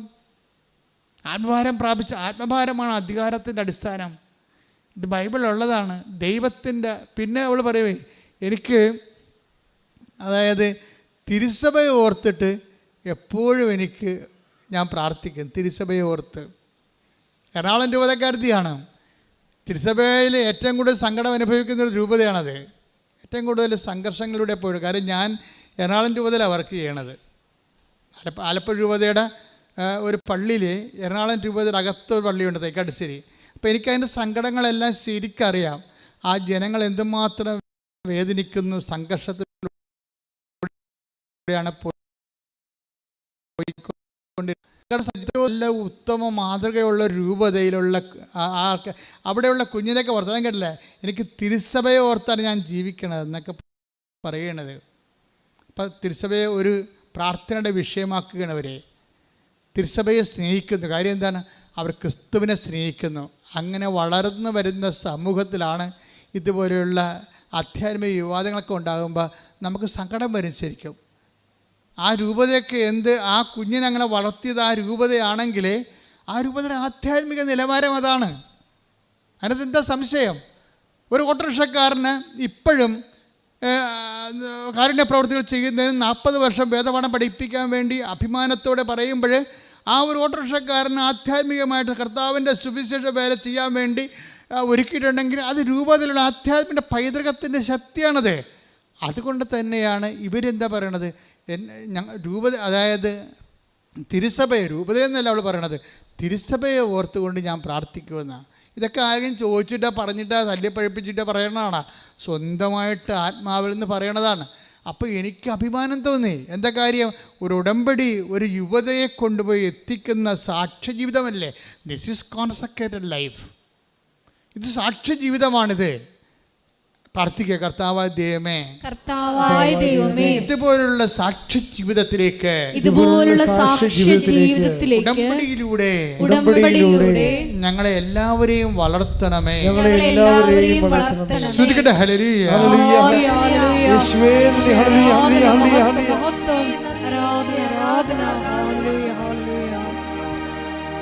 ഒരുമിച്ച് പാടാം.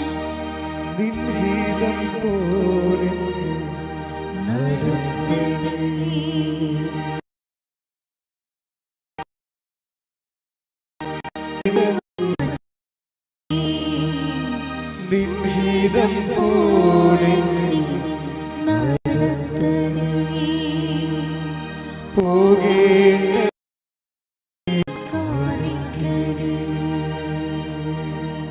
യേശുവേ നന്ദി. ഹല്ലേലൂയ, ഹല്ലേലൂയ, ഹല്ലേലൂയ. യേശുവേ ആരാധന, ആരാധന, ആരാധന. എന്താ അച്ഛൻ എങ്ങോട്ടാണ് പോകണമെന്ന് നിങ്ങൾക്ക് മനസ്സിലായില്ല. അതായത് ഒരു വ്യക്തി ചേർന്ന് നിൽക്കുകയാണ്. അപ്പൻ്റെ പത്രം സ്വന്തമായിട്ട് കൊണ്ടു നടന്ന് കൊടുത്തിരുന്ന അപ്പനും മകളും കൂടിയാണ് ഒരിക്കൽ സുവിശേഷ വേല ചെയ്തത്. ഇപ്പോഴെന്ത് ചെയ്ത് അപ്പൻ്റെ സുവിശേഷ വേല ചെയ്യുന്നു, മകൾ ഉടമ്പടി എടുത്തിട്ട് അവളുടെ സുവിശേഷ വേല ചെയ്യുന്നു. മെർലിൻ പറയണത്, എനിക്ക് ആൾക്കാരെ വലിയ തോതിൽ കൺവിൻസ് ചെയ്യാൻ അറിയത്തില്ല, എനിക്ക് അത്രയും ഉള്ള വാഗ്പാടവുമില്ല. അതുകൊണ്ട് ഞാൻ പത്രം കൊടുത്തിട്ട് നിങ്ങൾ പറയും ഈ പത്രം വായിക്കണം, മാതാവിൻ്റെ അടുത്ത് നിങ്ങളും പോകണം, അവിടെ ഒന്ന് പോയാൽ മതി, ബാക്കി അമ്മ ചെയ്തോളും, ഈ പത്രം വായിക്കും മനസ്സിലാകും. അതാണ് പത്രപ്രേക്ഷിതത്വം എന്ന് പറയണത്. ഈ പത്രപ്രേക്ഷിതത്വം ചെയ്യണത് എന്തുകൊണ്ടാണ്? ഔട്ട് ഓഫ് ലവ് ആണ്. അതാണ് പ്രശ്നം. അല്ല അച്ഛൻ പറഞ്ഞ് കൃപാസനത്തിൽ നിന്നപ്പോൾ അച്ഛൻ പറഞ്ഞ് ഉടമ്പടി എടുത്ത ആളല്ലേ പത്രം കൊടുക്കണമെന്ന് പറയും.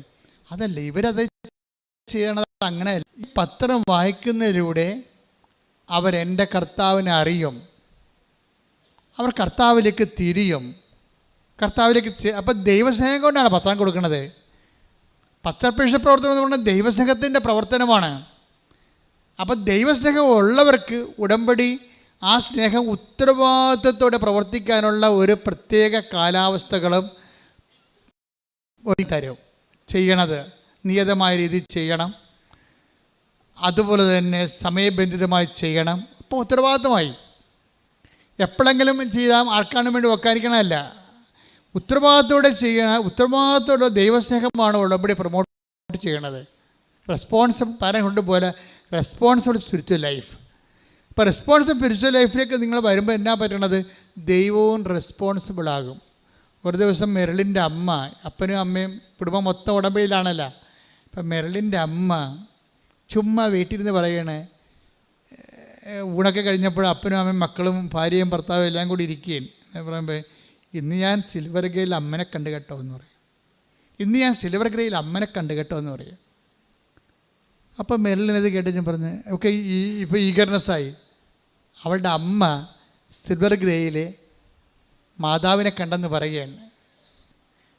അപ്പോൾ മെറിലിന് ഈഗർനെസ്സായി. മെറിലിന് ചോദിച്ച്, അമ്മ എപ്പോഴാണ് കൃപാസനം മാതാവിനെ കണ്ടത്? അപ്പോൾ അമ്മ പറയും, ഞാൻ പള്ളിയിൽ അച്ഛൻ കുർബാന അർപ്പിക്കുന്നതിന് മുമ്പ് 10 മിനിറ്റ് ഇല്ലായിരുന്നോ, അപ്പം ഞാൻ പ്രാർത്ഥിച്ചുകൊണ്ടിരുന്ന സമയത്ത് അമ്മ സിൽവർ ഗ്രേയിൽ എൻ്റെ മുമ്പിൽ കൂടി പാസ് ചെയ്തെന്ന് പറയും. ഇവളുടനെ കരയണ പോലെയാകും. കാര്യം അവൾ പറയും, ഞാനും ആ സമയത്ത് അമ്മയെ കണ്ടെന്ന് പറയും. അതാണ് വ്യത്യാസം. ഞാനും അതേ സമയത്ത് ഞാനും ആ 10 മിനിറ്റ് അമ്മയുടെ കൂടെ ഇരുന്ന് പ്രാർത്ഥിക്കുമ്പോൾ എൻ്റെ മുമ്പിൽ കൂടി കൃപാസനം മാതാവ് പോയി. ഞാനിത് ശരിയാണോ തെറ്റാണോ എന്ന് അറിയാൻ പാലാതെ ഇരിക്കുമ്പോഴാണ് ഇപ്പോൾ അമ്മ പറയണത്. അമ്മയും മകളും ഒരേ സമയം തന്നെ കൃപാസനം മാതാവിൻ്റെ പ്രത്യക്ഷീകരണം അനുഭവിക്കുകയാണ്.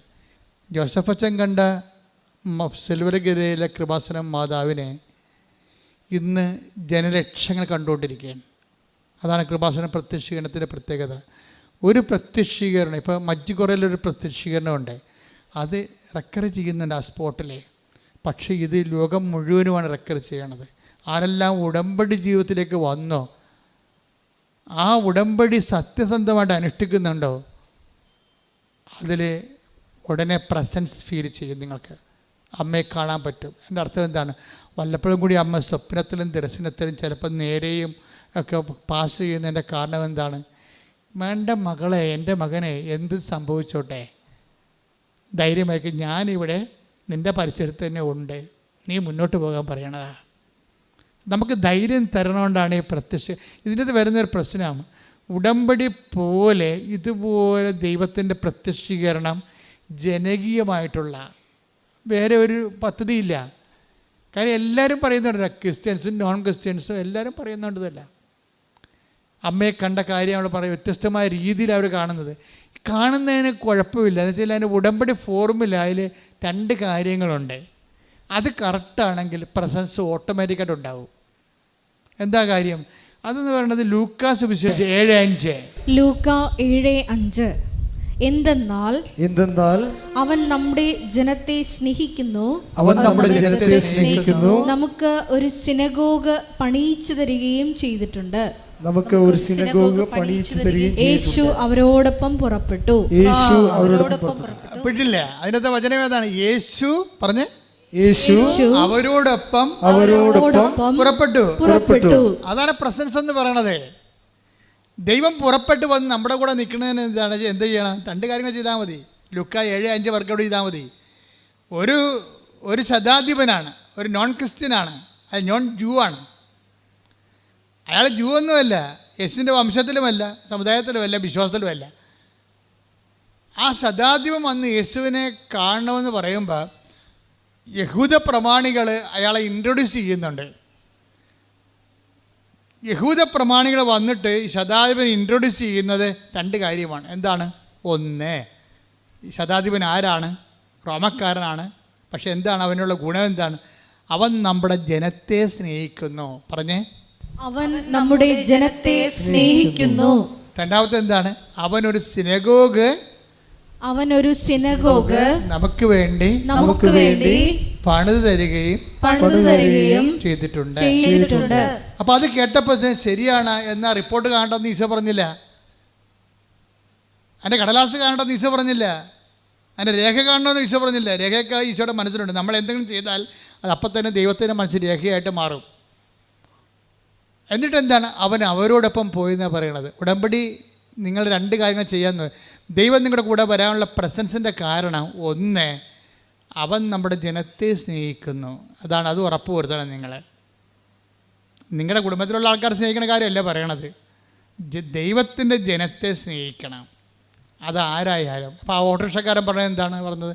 ഞാൻ ചോറ് കെട്ടി ഉച്ചയ്ക്ക് ചോറെടുക്കുമ്പോൾ ഒരമ്മ വഴിവെക്കിരിക്കുന്നുണ്ട്, ഞാൻ ഒരു ചോറ് അവർക്ക് കെട്ടിക്കൊണ്ട് പോകും. അതാണ് ജനത്തെ സ്നേഹിക്കണം എന്ന് പറയണത്. അല്ലാതെ നിങ്ങൾ വീട്ടിൽ ഇരുന്നുകൊണ്ട് പ്രത്യക്ഷയുടെ പ്രാർത്ഥന ചെയ്താൽ ഉടമ്പടി ക്രാക്കാകത്തില്ല. ഇത് ജനകീയമായിട്ടുള്ള സംഭവമാണ്. ജനത്തെ സ്നേഹിക്കണം. ഇപ്പോൾ അവളെന്താ മെറിലെന്താ പറയണത്? എനിക്ക് ഭയങ്കര സങ്കടമാണ്, ഞാൻ തിരുസഭയെ സ്നേഹിക്കുന്നു. അതാണ് തിരുസഭയെ സ്നേഹിക്കണം എന്ന് പറയണത്. ഈ തിരുസഭയെ സ്നേഹിക്കുന്നു. പിന്നെ എന്താണ് അവൾ പറയണത്?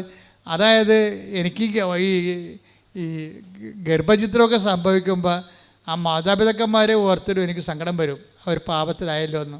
പിന്നെ സങ്കടം വരും, ആ കുഞ്ഞുങ്ങൾ മരിച്ചു പോയല്ലോ, അവർക്ക് വിശ്വാസം സ്വീകരിക്കാൻ കഴിഞ്ഞില്ലല്ലോ, സങ്കടം വരും. അതാണ് ജനത്തെ സ്നേഹിക്കണം എന്ന് പറയണത്. ഈ ജനത്തെ സ്നേഹിച്ച് കഴിഞ്ഞാൽ പിന്നെന്താണ്? അവൻ നമുക്കൊരു സിനഗോഗ് പണി ചെയ്യുകയും ചെയ്തിട്ടുണ്ട്. സിനഗോഗ് എന്ന് പറയുന്നത് എന്താ? പ്രാർത്ഥനാലയമാണ്, കർത്താവിൻ്റെ ആലയമാണ്. കർത്താവിൻ്റെ ആലയം ആരുടെ ഹൃദയത്തിൽ നിങ്ങൾ പണിയുന്നുവോ? ഇപ്പം നിങ്ങൾ ക്രിസ്തുവിനെക്കുറിച്ച് പറയുന്നു, പത്രം കൊടുത്തിട്ട് സംസാരിക്കുന്നു, മാതാവിനെക്കുറിച്ച് പറയുന്നു, വണ്ടിയിലിരുന്ന് വിമാനത്തിലിരുന്ന് പറയുന്നു, ട്രെയിനിലിരുന്ന് പറയുന്നു, ബസ്സിലിരുന്ന് പറയുന്നു, പള്ളിയിൽ പോകുമ്പോൾ പറയുന്നു, അപ്പോഴെല്ലാം നിങ്ങൾ സിനഗോഗ് പണിയുകയാണ് ചെയ്യണത്. ഒരു പ്രാർത്ഥനാലയം ഒരു മനുഷ്യൻ്റെ ഹൃദയത്തിൽ പണിയുകയാണ് ചെയ്യണത്. മനസ്സിലായില്ലേ? അത് നിങ്ങൾ ഓർക്കണം. നിങ്ങളൊരു വ്യക്തിയോട് ear to ear mouth mouth evangelisation നടത്തുമ്പോൾ actually what you are doing, നിങ്ങൾ എന്താ ചെയ്യണത്? നിങ്ങൾ അവിടെ ഹൃദയത്തിൽ ഒരു പ്രാർത്ഥനാലയം പണിയുകയാണ്. ആ ഹൃദയത്തിൽ പ്രാർത്ഥനാലയം പണിയുകയും ജനത്തെ സ്നേഹിക്കുകയും ചെയ്യുമ്പോൾ എന്താ സംഭവിക്കണത്? നെറ്റ് ഇഫക്റ്റ് എന്താണ്? യേശു അവരോടൊപ്പം പുറപ്പെട്ടു. പ്രസൻസാണ് പിന്നെ വരണത്, പ്രസൻസാണ്. അപ്പോൾ ദൈവത്തിൻ്റെ സാന്നിധ്യം എന്ന് പറയണത് ഒരു കിട്ടാക്കനിയല്ല, ഒരു ബാലികയില മലയുമല്ലത്. അതെന്താ സംഭവം? അത് നീ ഉടമ്പടിയിലൂടെ ഉത്തരവാദിത്വമുള്ള ദൈവസ്നേഹം വ്യക്തികളെ, സഭയെ സ്നേഹിക്കാൻ തുടങ്ങിയാൽ, സമൂഹത്തെ സ്നേഹിക്കാൻ തുടങ്ങിയാൽ, യേശുവിൻ്റെ പേരിലായിരിക്കണം സ്നേഹിക്കാൻ തുടങ്ങിക്കഴിഞ്ഞാൽ അതേസമയം തന്നെ നമ്മൾക്ക് ദൈവത്തിൻ്റെ പ്രസൻസിൽ നമ്മൾ ജീവിക്കും. പ്രസൻസിൽ വന്നു കഴിഞ്ഞാൽ പിന്നെ എന്തായിരിക്കും?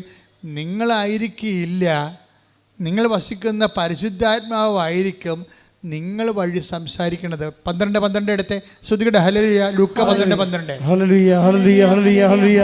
യേശുവേ നന്ദി. ഹല്ലേലൂയ ഹല്ലേലൂയ ഹല്ലേലൂയ ഹല്ലേലൂയ. ലൂക്ക 12:12. എന്താണ് പറയേണ്ടതെന്ന് പറഞ്ഞ എന്താണ് പറയേണ്ടതെന്ന് ആ സമയത്ത് പരിശുദ്ധാത്മാവ് നിങ്ങളെ പഠിപ്പിക്കും. അതായത് പ്രസൻസ് കഴിഞ്ഞാൽ നമ്മുടെ ഉള്ളിൽ ദൈവത്തിൻ്റെ പ്രസൻസ് വന്നു കഴിഞ്ഞാൽ പിന്നെ എഴുതേണ്ടത് എന്താണ്, പറയേണ്ടത് എന്താണ്, ചെയ്യേണ്ടത് എന്താണ്, എങ്ങോട്ടാണ് യാത്ര ചെയ്യേണ്ടത്, എല്ലാം ഗിവണാണ്. അതാണ് നിങ്ങൾ നടക്കേണ്ട വഴി. നിങ്ങളുടെ മുഖത്ത് നോക്കി take the word of God. 32:8 സങ്കീർത്തനം. ശ്രുതികടെ ഹല്ലേലൂയ ഹല്ലേലൂയ ഹല്ലേലൂയ. യേശുവേ നന്ദി. ഹല്ലേലൂയ ഹല്ലേലൂയ ഹല്ലേലൂയ ഹല്ലേലൂയ. സങ്കീർത്തനങ്ങൾ 32:8. ഞാൻ നിന്നെ ഉപദേശിക്കാം, നീ നടക്കേണ്ട വഴി കാണിച്ചു തരാം, ഞാൻ നിന്റെ മേൽ ദൃഷ്ടി ഉറപ്പിച്ച് നിന്നെ ഉപദേശിക്കാം. അപ്പോഴേ ദൈവമായിട്ട് നമ്മൾ സിങ്കായി കഴിഞ്ഞാലേ പിന്നെന്ത് പറ്റും? പ്രസൻസ് ഫീൽ ചെയ്യും. പിന്നെ നമ്മൾ പോകുന്ന സ്ഥലത്തെല്ലാം ദൈവം ഉണ്ടാകും. സങ്കീർത്തനം 32:8 വർക്ക് ചെയ്യും. നിൻ്റെ മുഖത്ത് നോക്കിയാൽ നിന്നെ ഉപദേശിക്കും, നടക്കേണ്ട വഴിയാണെന്നും പറഞ്ഞു തരുമെന്ന്. അപ്പോൾ ഈ MSCക്ക് തോക്കുമെന്നൊക്കെ മനസ്സിലായി. അവളത് പഠനം അത്രയ്ക്ക് ശരിയാണില്ല. അപ്പോൾ പപ്പയുടെ ഉടമ്പടിയിലാണ് ഇപ്പോൾ അവളെ ജീവിക്കണത്, മെറിലും ജീവിക്കണത്. പപ്പയുടെ ഉടമ്പടിയിലാണ് ജീവിക്കണത്. അപ്പോൾ അമ്മ പറഞ്ഞു, എടി ഇപ്പോൾ വിദ്യാർത്ഥികൾക്ക് അവിടെ ഉടമ്പടി എടുക്കാമെന്ന് അച്ഛൻ പറഞ്ഞായിരുന്നില്ല, നിനക്ക് പോയി നിൻ്റെ ഉടമ്പടി എടുക്കാൻ പാടില്ലേ? അപ്പം നോക്കിയാൽ അവൾ നോക്കിയപ്പോൾ ശരിയാണ്, ഈ ഉടമ്പടി MSc ക്രാക്ക് ചെയ്യാൻ പറ്റണില്ല. അപ്പോൾ എന്നാലും ഇനി ഞാൻ ഉടമ്പടി എടുത്തിട്ട് എംപവർ ചെയ്യാമെന്ന് പറഞ്ഞ് അവൾ ഇവിടെ വരും. ഇവിടെ വരുമ്പോൾ അവൾ MSc അവളെ പറഞ്ഞ് എനിക്കൊരു മിനിമം എനിക്ക് മാർക്ക് കിട്ടി ജയിച്ചാൽ മതി എന്ന് പറയും. അപ്പോൾ അവൾ നിയോഗം എഴുതിക്കൊണ്ടിരിക്കുകയാണ് ഇവിടെ. അപ്പോൾ അവളുടെ ചരിത്രം പ്രീഹിസ്റ്ററി അമ്മയ്ക്ക് അറിയാമല്ലോ. നിയോഗം എഴുതിക്കൊണ്ടിരിക്കണം, MSCക്ക് ജയിക്കണം, അതാണ് നിയോഗം. ഉടനെ അമ്മ അവൾ നടക്കേണ്ട വഴി അവളുടെ മുഖത്ത് നോക്കി പറയണം, എടി അവിടെ 3ാം റാങ്ക് എഴുതാൻ പറയും. നിങ്ങൾ സാക്ഷ്യം നമ്മൾ ഞെട്ടിപ്പോയി സംഭവം. നിയോഗം എഴുതിക്കൊണ്ടിരിക്കാൻ പറയാം, നീ 3ാം റാങ്ക്, നീ ജയിക്കണമെന്നല്ല, നീ 3ാം റാങ്കെന്ന് എഴുതാൻ പറയും. അവൾ ഉടനെ ഇവിടെ എഴുതി വെച്ച് 3ാം റാങ്കെന്ന് എഴുതി വെക്കും. സ്വപ്നം പോലും കാണാമ്പോൾ സാധനം റിസൾട്ട് വന്നപ്പോൾ MSCക്ക് 3ാം റാങ്ക് പോരെ.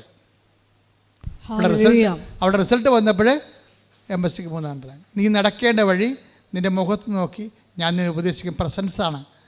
പ്രസൻസാണ്. എന്താ കാര്യം? അവർ ദൈവത്തെ സ്നേഹിക്കുന്നു, അവർ സ്നേഹമൊക്കെ പണിയുന്നു. അവിടെ ജോലി ദൈവത്തിൻ്റെ ജോലിയാണ്. ദൈവത്തിൻ്റെ ജോലി ചെയ്യുമ്പോൾ നമ്മളുടെ ജോലി ആര് ചെയ്യും? ദൈവം ചെയ്തുകൊണ്ടിരിക്കും. നിങ്ങളൊന്ന് ചിന്തിച്ചു, ഈ സാക്ഷ്യം കണ്ടായി ഒരു MSc സ്റ്റുഡൻസിനെ അവൾക്ക് തോക്കുമെന്ന് കണ്ടിട്ട് അവളുടെ കയ്യിൽ നിന്ന് പോയെന്ന് കണ്ടപ്പോൾ അവൾ നിയോഗം എഴുതാൻ വേണ്ടി വന്നപ്പോൾ ജയിക്കണേ വല്ലപാടൊന്നും ജയിച്ചു കിട്ടണേ അമ്മയെന്ന് എഴുതുമ്പോൾ അമ്മ നേരിട്ട് പറഞ്ഞാൽ അവിടെ 3ാം റാങ്കെന്ന് എഴുതി വെക്കാൻ പറയും. ഉടനെ ഇവിടെ 3ാം റാങ്കെന്ന് എഴുതി വെക്കും.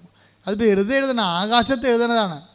പക്ഷേ പിന്നെ പേപ്പർ നോക്കണതും ക്വസ്റ്റ്യൻ ഇടണതൊക്കെ എല്ലാം വേറെ ഡിപ്പാർട്ട്മെൻറ്റൊക്കെ ചേഞ്ച് ചെയ്ത് എന്നിട്ടെന്താ ചെയ്യണത്?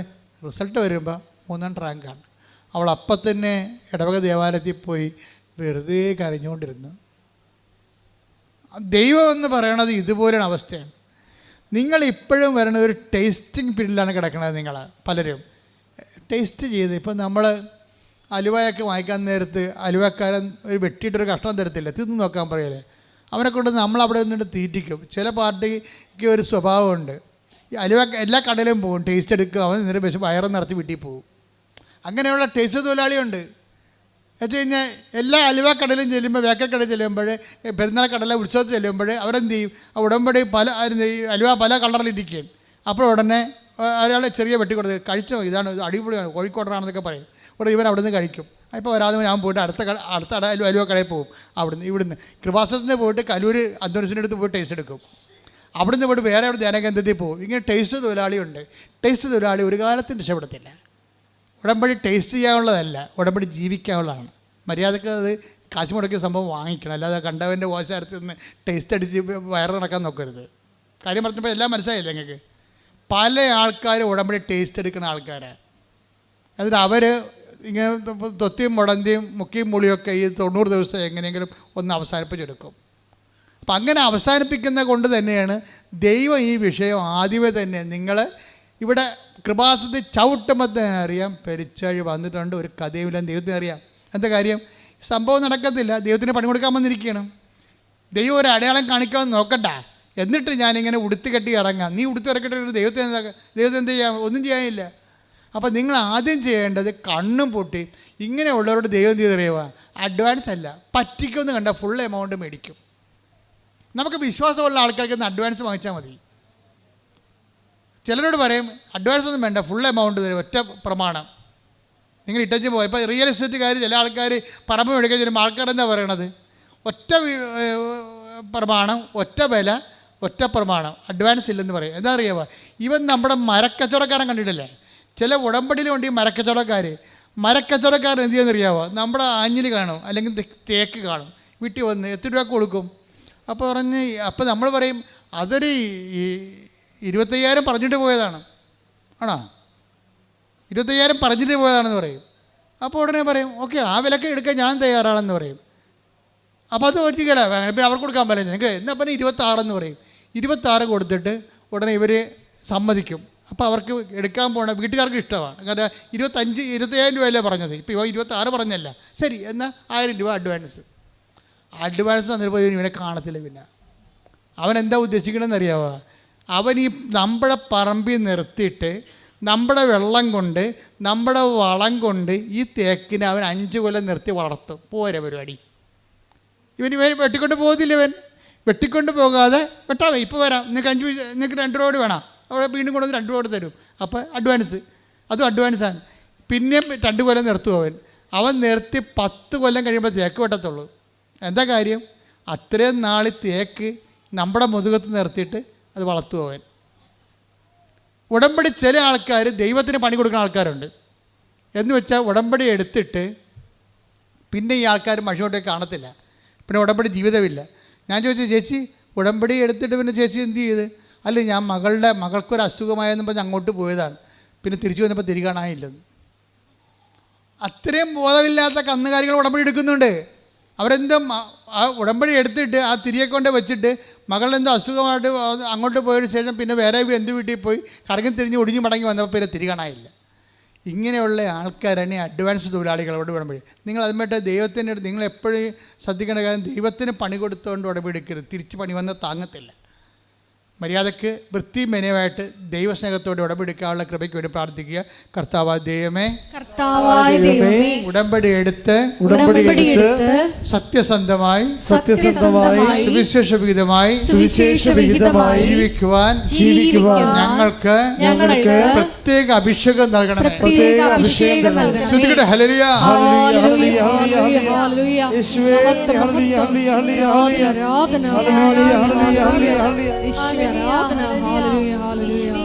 ഉടമ്പടി പ്രാർത്ഥനയിൽ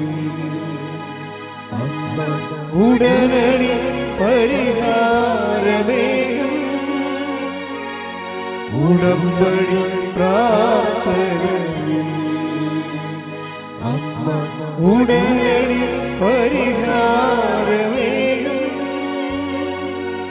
അവൻ പറയുന്നതും ചെയ്തിടും. ജീവിതം ധന്യമായി തീർന്നിടും. അവൻ പറയുന്നതും ചെയ്തിടും.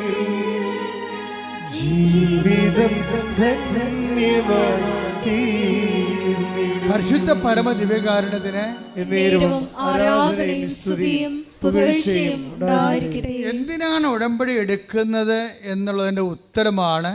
അതിൻ്റെ ഒരു മെർലിൻ വേർഷനാണ് ഈ പറയണത്. മെർലിൻ്റെ ഒരു വേർഷൻ ജീവിതാനുഭവങ്ങളാണ്.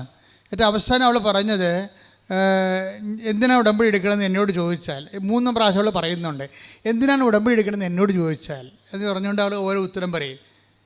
അപ്പോൾ അവൾ അവസാനം പറഞ്ഞ ഉത്തരം, ഞാൻ പറയും ബലം പ്രാപിക്കാനാണ് ഉടമ്പടി എടുക്കണമെന്ന്, ബലം വെക്കാനാണ് ഉടമ്പടി എടുക്കണമെന്ന്. അത് കറക്റ്റാണ്, ആ ഉത്തരം കറക്റ്റാണ്. എന്നിട്ട് അവൾ പറയും എന്തിനാണ് ഉടമ്പടി എടുക്കണത്, അത് നിനക്ക് എൻ്റെ കൃപ മതി എന്ന് ഈശോ പറഞ്ഞിട്ടുണ്ട്. കൃപയ്ക്ക് വേണ്ടി ഉടമ്പടി എടുക്കണമെന്ന്. അപ്പോൾ എനിക്ക് മനസ്സിലായി ഈ ഉടമ്പടി ധ്യാനമെല്ലാം അവൾ കൂടുന്നുണ്ട്. ശരിക്കും ഉടമ്പടി ധ്യാനം ഒരു വലിയ സാക്ഷരതയാണല്ലോ ശരിക്കും. അപ്പോൾ അതുകൊണ്ട് എന്തിനാണ് ഉടമ്പടി എടുക്കണത്, ബലം പ്രാപിക്കാൻ. എങ്ങനെയാണ് ബലം പ്രാപിക്കണത്? ബലം പ്രാപിക്കുന്നതിനുള്ള ഒരു ഫോർമുല എന്താണ്? ബലഹീനതയിലാണ് ദൈവത്തിൻ്റെ ശക്തി. ഇപ്പോൾ 2 കൊരിന്ത്യസ് ഇല്ലേ 12:9, take the bed of God. 2 കൊരിന്ത്യസ് 12:9. എന്നാൽ അവിടുന്ന് എന്നോട് അരുളി ചെയ്തു, എന്നാൽ അവിടുന്ന് എന്നോട് അരുളി ചെയ്തു, നിനക്ക് എൻ്റെ കൃപ മതി, നിനക്ക് എൻ്റെ കൃപ മതി. എന്തെന്നാൽ ബലഹീനതയിലാണ് എൻ്റെ ശക്തി പൂർണ്ണമായി പ്രകടമാകുന്നത്. അപ്പോൾ ഈ ശക്തി എന്ന് പറയുന്നത് ബലം, അതാണ് സംഭവം. അപ്പം അത് ബലം എന്താണ്? കൃപയാണ് ബലം. ബൈബിളിൽ ബലമെന്ന് പറയണത് ഹോർലിക്സും ബൂസ്റ്റും അല്ല, അത് ഭൗതികമായിട്ടുള്ള ബലങ്ങളാണ്. ആത്മീയ ബലമാണ് കൃപയെന്ന് പറയണത്. ദൈവത്തിൻ്റെ വരപ്രസാദത്തിനാണ് കൃപയെന്ന് പറയണത്. അപ്പോൾ നമ്മളെപ്പോഴും നോക്കുന്നത് ദൈവത്തെ എങ്ങനെ പ്രസാദിപ്പിക്കാൻ കഴിയും. ദൈവവരപ്രസാദം നേടിയെടുക്കാനുള്ള ഒത്തിരിയേറെ സൊല്യൂഷൻസും ഫോർമുലയുമാണ് ഉടമ്പടിയിലുള്ളത്. ദൈവത്തിൻ്റെ വരപ്രസാദമാണ്. ഇതാ ഞാൻ തിരഞ്ഞെടുത്ത എൻ്റെ ദാസൻ. 12 വായിച്ച് 12:18 മത്തായിയുടെ സുവിശേഷം. മത്തായി 12:18. ഇതാ ഞാൻ തിരഞ്ഞെടുത്ത എൻ്റെ ദാസൻ. പറഞ്ഞ ഇതാ ഞാൻ തിരഞ്ഞെടുത്ത എൻ്റെ ദാസൻ, എൻ്റെ ആത്മാവ് പ്രസാദിച്ച എൻ്റെ പ്രിയപ്പെട്ടവൻ. ഞാൻ അവന്റെ മേൽ എൻ്റെ ആത്മാവിനെ അയക്കും. അപ്പോൾ അതാ ഞാൻ തിരഞ്ഞെടുത്ത എൻ്റെ ദാസൻ, എൻ്റെ ആത്മാവ് പ്രസാദിച്ച എൻ്റെ പ്രിയപ്പെട്ടവൻ. ഇതാണ്, അതായത് നമ്മളെ ദൈവത്തിൻ്റെ ആത്മാവ് നമ്മളിൽ പ്രസാദിക്കണം. അപ്പോഴാണ് ദൈവത്തിൻ്റെ പ്രിയപ്പെട്ട ആളായിട്ട് നമ്മൾ മാറണത്. ഉടമ്പടി നിങ്ങളെ ദൈവത്തിൻ്റെ പ്രിയപ്പെട്ടവളാക്കും, അല്ലെങ്കിൽ പ്രിയപ്പെട്ടവനാക്കും. എങ്ങനെയാണ് ചെയ്യണത്? ഇതാ ഞാൻ തിരഞ്ഞെടുത്ത എൻ്റെ ദാസൻ. ദൈവത്താൽ നമ്മൾ തിരഞ്ഞെടുക്കപ്പെടണം. ദൈവത്താൽ നമ്മളെ തിരഞ്ഞെടുക്കപ്പെടാൻ വേണ്ടി, ദൈവത്തിൻ്റെ വരപ്രസാദം നമുക്ക് ലഭിക്കാൻ വേണ്ടി ഒത്തിരി ആർജിത കൃപകളുടെ സമവാക്യങ്ങൾ ഉടമ്പടിയിലുണ്ട്. ഇപ്പം നമുക്ക് ഇപ്പോൾ സാക്രമെൻ്റ് ഗ്രേസ് എന്ന് പറഞ്ഞാൽ സ്റ്റാറ്റിക് ഗ്രേസാണ്. സ്റ്റാറ്റിക് ഗ്രേസ് എല്ലാവർക്കും കിട്ടും നമുക്ക്. ഇപ്പം വിവാഹം ഒരു സ്റ്റാറ്റിക് ഗ്രേസാണ്, പട്ടം ഒരു സ്റ്റാറ്റിക് ഗ്രേസാണ്, സാക്രമെൻ്റ് ഗ്രേസാണ്. ഈ സാക്രമെൻ്റിലെ ഗ്രേസിനൊരു പ്രശ്നം, സാക്രമെൻ്റ് ഗ്രേസ് നമുക്ക് തരണതിൻ്റെ ഉദ്ദേശം അടിസ്ഥാന സാക്ഷരതയാണ് അതിൻ്റെ അകത്ത്. അത് നമ്മൾ ഓരോരോ സാഹചര്യം വരുമ്പോൾ സാക്രമെൻ്റ് ഗ്രേസ് നമ്മൾ ഉജ്ജ്വലിപ്പിച്ചെടുക്കണം. ഉടമ്പടി സാക്രമെൻ്റ് ഗ്രേസിനെ ഉജ്ജ്വലിപ്പിക്കും. അല്ലെങ്കിൽ നിങ്ങളുടെ ദൈവ സംസർഗത്തിലൂടെ നിങ്ങൾക്ക് ദൈവത്തിൻ്റെ വരപ്രസാദം ലഭിക്കാൻ പറ്റുന്ന ഒരു മെലിവിലേക്ക് നിങ്ങളെ കൊണ്ടുപോകും. അതിൻ്റെ കാര്യം വെച്ച് കഴിഞ്ഞാൽ 2 വചനങ്ങൾ എപ്പോഴും പറയണത് നമ്മൾ ഗ്രോ ചെയ്യണം. 2 തിമോത്തി 1:6 എടുത്ത് എന്റെ കൈവെപ്പിലൂടെ പറഞ്ഞ് എൻ്റെ കൈവെപ്പിലൂടെ നിനക്ക് ലഭിച്ച ദൈവിക വരം വീണ്ടും ഉജ്ജ്വലിപ്പിക്കണമെന്ന് ഞാൻ നിന്നെ അനുസ്മരിപ്പിക്കുന്നു. ഇങ്ങനെ എപ്പോഴും ഒരു അനുസ്മരണം നടന്നുകൊണ്ടിരിക്കണം. അതിനാണ് ഞങ്ങൾക്ക് വാർഷിക ധ്യാനമൊക്കെ ഉള്ളത്, മാസാന്ത്യ ധ്യാനമൊക്കെ ഉണ്ടാകും. അതിനകത്ത് നീ വീണ്ടും അനുസ്മരിപ്പിക്കുകയാണ്. പൗലോസ് പറയണ ഈ വീണ്ടും അനുസ്മരണത്തെക്കുറിച്ച് പൗലോസ് പറയുന്നുണ്ട്. ഈ അനുസ്മരിപ്പിക്കുന്ന സമയത്ത് എന്താ അനുസ്മരിപ്പിക്കണത്?